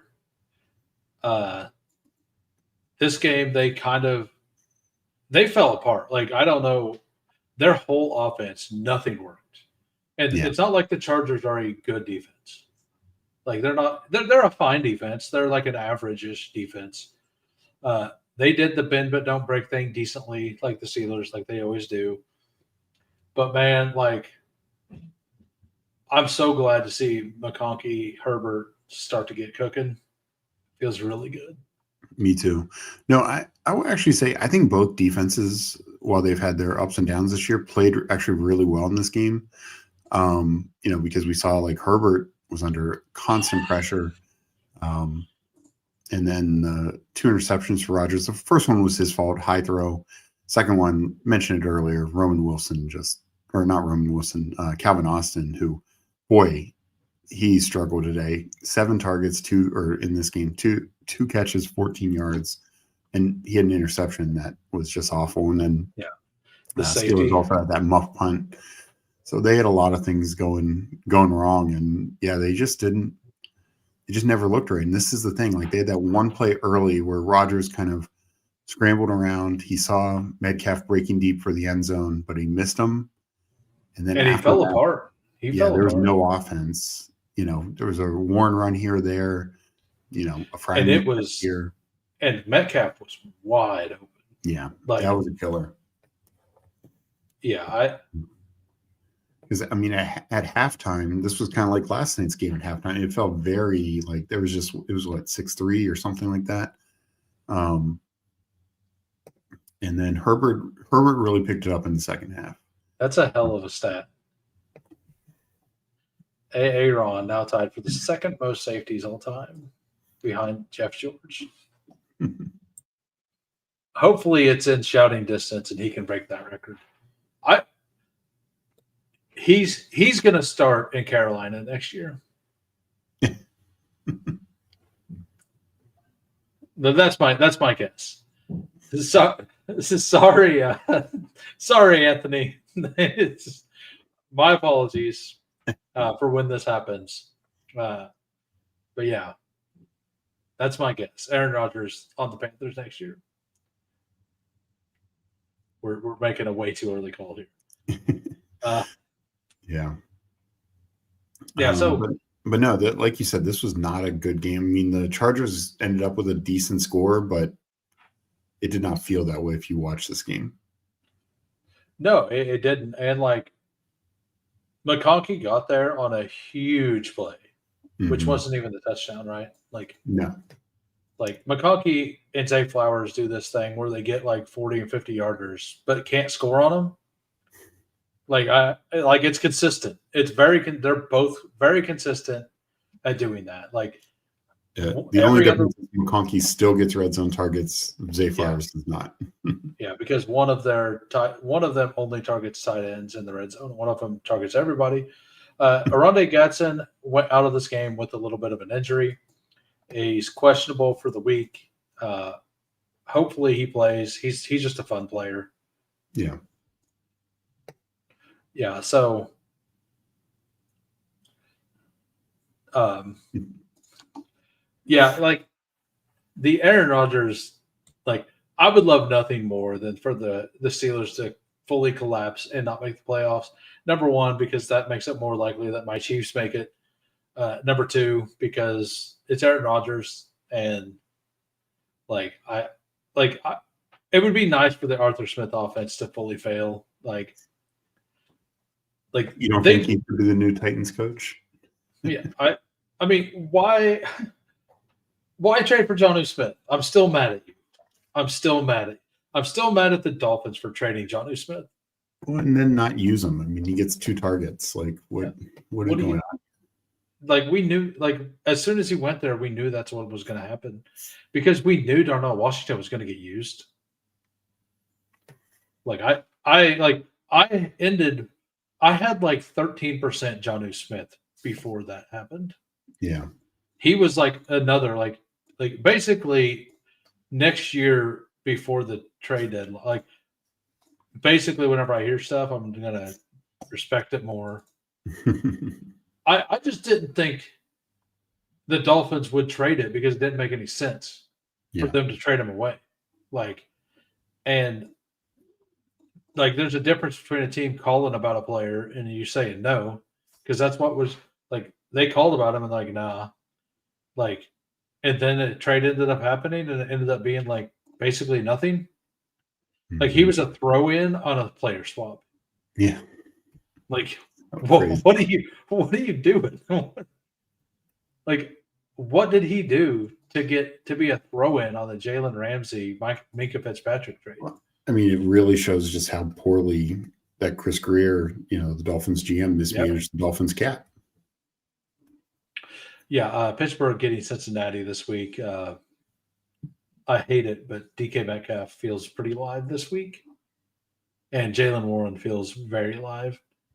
And which tight end do you target? Because Cincinnati's the worst in the league in tight ends. Well, it was Freiermuth last time. I mean, three tight ends got a touchdown in that first game, but Freiermuth got 2.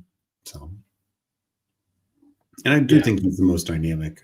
Like, totally, like John was some run after the catch, but Freiermuth can get more vertical. Yeah. So Trey Harris got a couple targets again. Mm-hmm. He's starting to get a little involved. KLS was out of this game. Herbert, for the second time all year, missed his rushing prop, and he had it. He just slid down for no reason. Like, when he had 10 more yards, he could have easily got out of bounds. He just slid down. Like, I'm a little salty. I had one pick'em that was actually live that would have paid for my entire week, and it missed it by that. By 3 yards there. It was a $15 pick'em that paid $260. It was a 4 of, and I had the first 3, and I missed that one. It would have paid for all of my bets and 3/4 of what I lost in BRs. So it would have put me almost even for the week.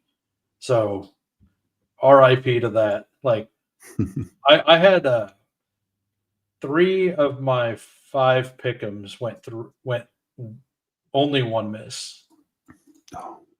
And then 2 of them missed every leg. And then so, but I didn't stack them correctly, basically. But I'm ready to move on to the last game. Are you to move on? Yep. All right. We got some are saying the game of the week. The mighty offenses. The Green Bay Packers, or the Philadelphia Eagles, travel to Green Bay in a 10-7 matchup. 0-0 at the half. The first game in 4 years, I think they said. 3-4 years, yeah. That is 0-0 at the half. The second Monday Night Football, the first Monday Night Football game to be 0-0 at the half since 2009. Will Shipley sees the field. Finally, Saquon Barkley, 22 rushes, only 60 yards, 2.7 a carry. That is crazy low. Neither offense could do anything. No. And I don't even necessarily think it was good defense. I think it was a little bit more like I do think like I feel like Jalen Hurts just missed some of the easy throws. I feel like Jordan Love also missed the easy throws. It doesn't feel like either team respected the other, like the quarterback to be able to pass the ball, and they were both right. Yeah. So that's my take. And like when you play the Eagles, I think you just take away the run no matter what. And if Jalen Hurts is on, you lose. And if Jalen Hurts is off, which is 50-50, you have a chance. No, and I think that's the more troubling thing from the Eagles side is, they're missing Cam Jurgens along the offensive line. Then Lane Johnson went down. So those are some losses. But the Packers also were losing offensive linemen. And the Packers, this is their first, full game without Tucker Kraft. It's not like that's going to change, but, no Matthew Golden, no, Jaden Reed still. And then, of course, and I haven't seen an update, but Romeo Doubs gets hurt in this game. So, I mean, at least you can somewhat understand it, right? But from the Eagles side, it's like we have all our stars healthy. Hurts, Barkley, Smith, Goddard, A.J. Brown, who just once again disappears. I mean, 2 catches, 13 yards. Oof. Oh, man, excuse me. Yeah, like A.J. Brown, like everybody talk about the worst picks on the board. And like Matthew Golden's one of them. Darnell Mooney's one of them. Matthew Golden's one of them. A.J. Brown's absolutely one of them too. Yeah. Like he's not as bad as BTJ. People aren't talking about it because BTJ went around that like before him. A.J. Brown has had 2 really big weeks, but at a second round price tag, you need more than 2 giant spikes. What? You need at least you either need to be consistently around 10 to 12, like 10 points is low. He's not even getting to 10. He's barely getting to 10, right? Let's go look. I'm going to look it up, like what his weekly stuff is. Because the other thing with A.J. Brown is, of course, the receivers taken in front of him was like Drake London. The receiver taken after him was like Lad McConkey. The running back taken in front of him was like Devon Achane. And the running backs taken after him were JT and Josh Jacobs. So you're just it's just so far off the mark. Yeah. So this doesn't have last night in, but he had 28 points. He had 22 points. This is full PPR. And he had a 1 usable week. Then he's had 1, 7, 2, 9. And that's this is full PPR. And then you go to this game and you look at it, and he's at 2 again. Yeah. 3, 3.3, 3.3 full PPR. It is very, very bad. And Devonta Smith is just the better receiver. I'm number one, he tries every play. AJ Brown, the more you watch it and the more you look, and if you start to really pay attention to things, he has no chance in zone because it's almost like he's refused to actually learn what defenses try to do. And the only way he could win is in man whenever he's just bigger and stronger than other people. And that's it. That's all. That's his whole game. He goes downfield and he's like a way more volatile DK Metcalf. At this point. Sure. And DK Metcalf went 2.5 rounds later. Yeah. And DK Metcalf has been a fine pick where he is. He's been a pretty good pick, but he disappeared. But at least he's put up 8 weeks of good, usable weeks. AJ Brown is at 3, with a 2-round higher price tag, and his spikes aren't even really they're not the 30 burgers, right? Mm-hmm. So, and that's the other that's a good point. Their offensive coordinator, their new offensive coordinator, has been very not good. Yeah. And the worst of all the news is that Landon Dickerson went out in this game, right?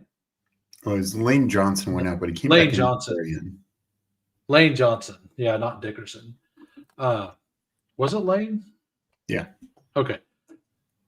I mean, both of them were really bad, but the guy couldn't walk leaving the field. They're both like Lane Johnson's one of the best offensive linemen in the league. Like, he had been unhealthy, finally gets healthy, goes out there, and he gets rolled up on. It happens. Nothing you can do about it, but I wouldn't expect to see him back. I haven't seen a report on that either. But if he's gone, that's really bad for the Eagles. Like, it's such a shame that the Cowboys have sold and the Eagles already have a playoff spot. Mm-hmm. Like, they're going to get a home game. They're probably even going to get the 1 seed because they're just going to kind of walk into some wins, get some free wins. I wouldn't be surprised to see them go 1-10 this year, though. I agree. I mean, obviously it's going to be tough for anyone to go in there, but like, whether it's the Bears, whether it's, whoever is the wild card from the West.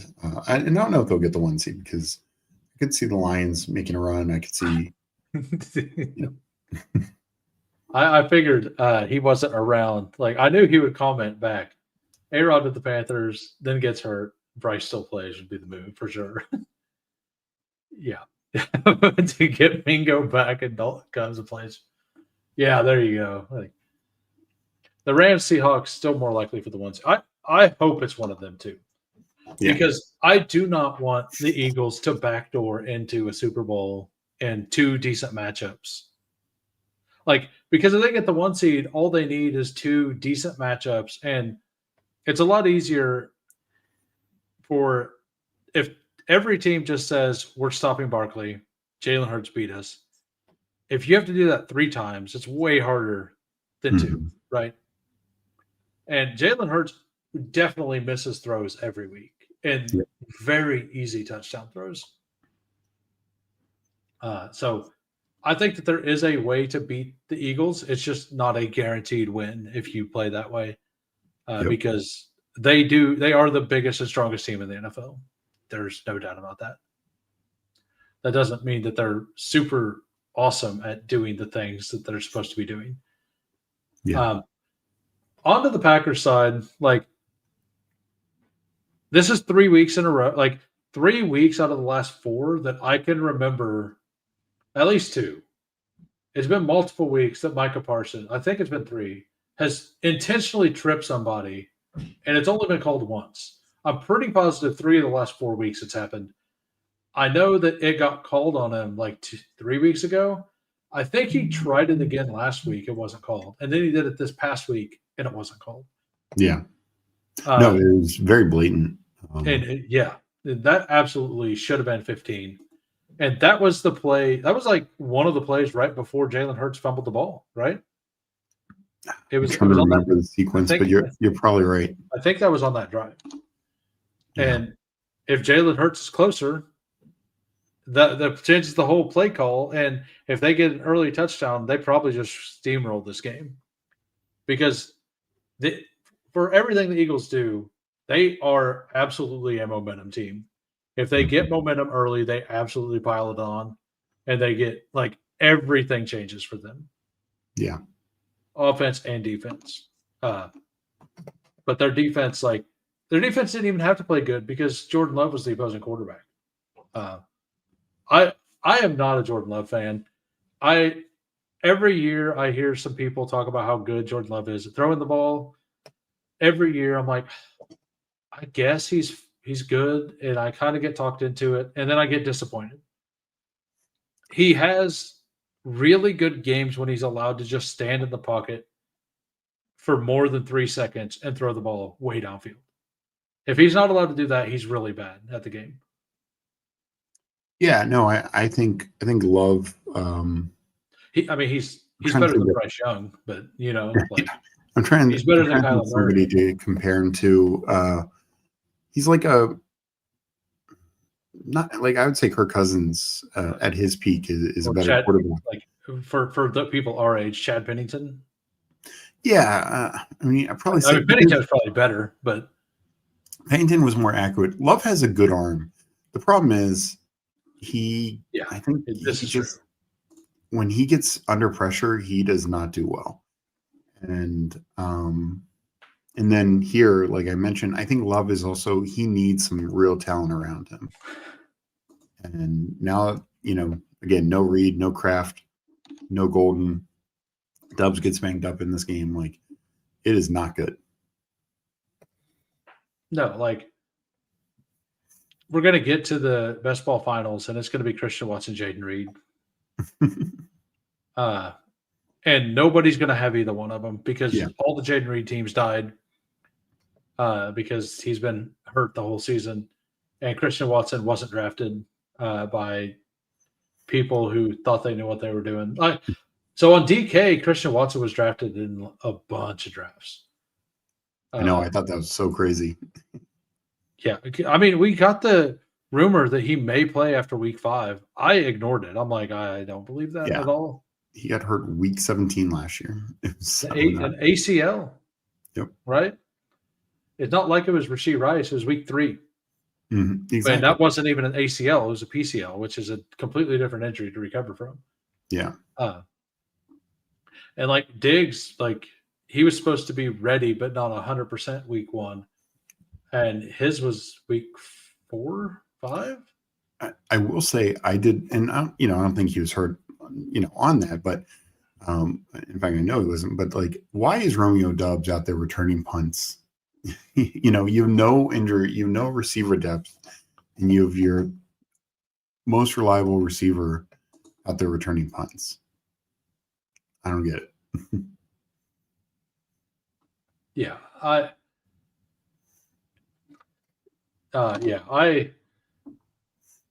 There's so many things that I don't understand about what the Packers are doing right now. Like they run Josh Jacobs. That's the only thing that we know. That's the only thing they're actually really good at right now. They're like, I don't like the way their play calling is either. Like, I'm kind of a hater on the Packers though, so I'm probably not a good guess or a good beacon for what's going on there. But it doesn't sound like you're too far off from the way I think. And yeah, I mean, I don't think their defense is as good as people are making it out either. Like Micah Parsons has been good. Yeah. But if they don't get immediate pressure, people are open. Yeah, their secondary is not as good as people thought it was. Like whenever this team goes, like whenever the Packers goes against the Rams, they're getting smoked. If they go against JSN, they're getting smoked, especially when Shaheed gets involved. Yeah. They're getting smoked. And the next time they face the Lions, at week 1, they got them, but. Yeah, like no idea, like hadn't seen Micah Parsons play, like what the scheme was going to be. Your offensive line's very young. You have a rookie there. You don't even like have your stuff together yet. Like, yeah, it's absolutely going to be different. I think that the Packers are pretty fraudulent. They're a team that I probably won't draft whenever the best ball playoff stuff comes out. I won't do as much of it. I'm not going to do a whole lot of it. I will say that I prefer drafters' version of playoff best ball a lot more than I do underdogs. Yeah, I like the total points in that contest way more, specifically because like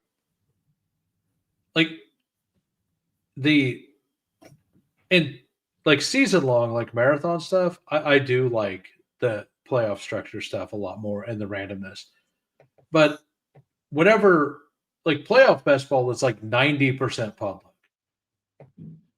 Like you could get the team that wins, but it's all about like, did you get put into the team, like another group that had similar teams that like have a bunch of dead players so you could actually advance the players you need to advance? Like, whenever in the total point stuff, it's way more skill in that specifically. Like, I think, I also might be biased because I did a lot better on drafters than I did underdog. But like the playoff pod stuff, And the playoff best ball is just wild. Like, Yeah. people, like, you need to get at least 8 players from the Super Bowl through.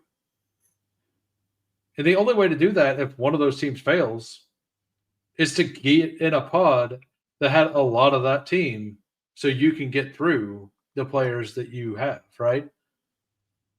Or teams that died. Like, so your 3 and 4 points get you through. So it's all about pod luck for me. Like, I'm generally with you there.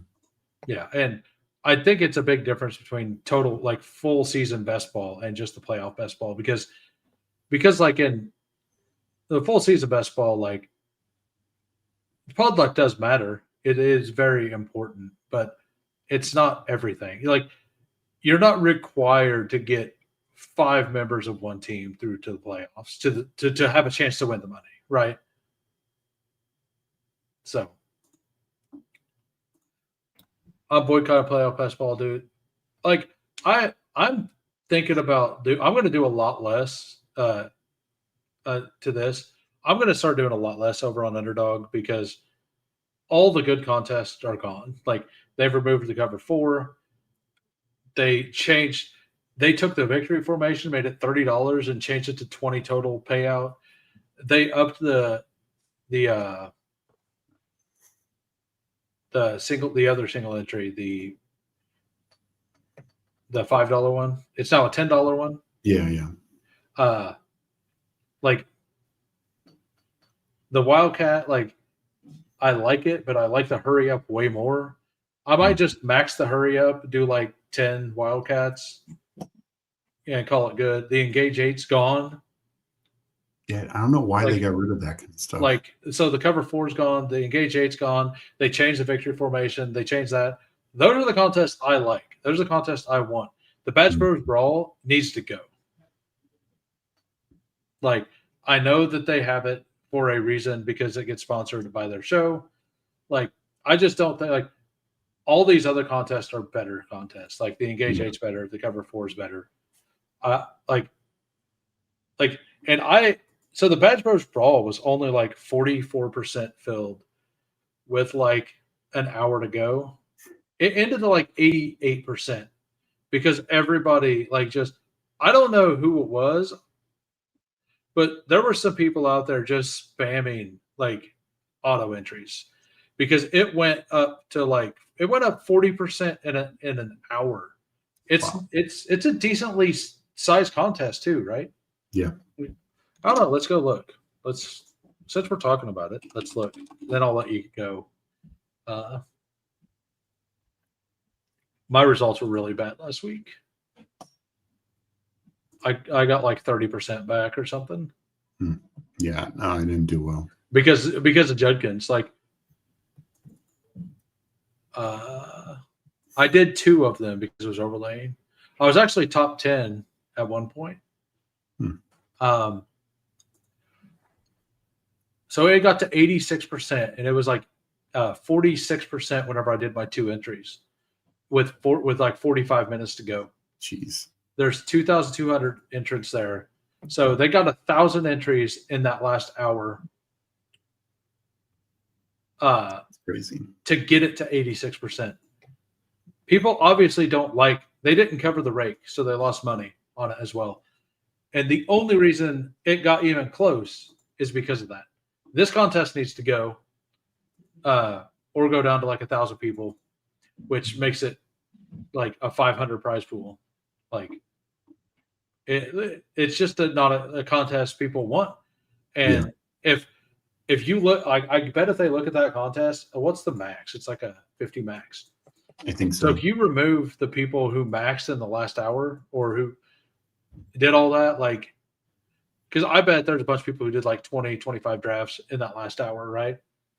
They just made quick rankings like, all right, let's go Detroit, and just spammed it because, like, I'm going to guess that, like, I guess at the top, it's nobody different.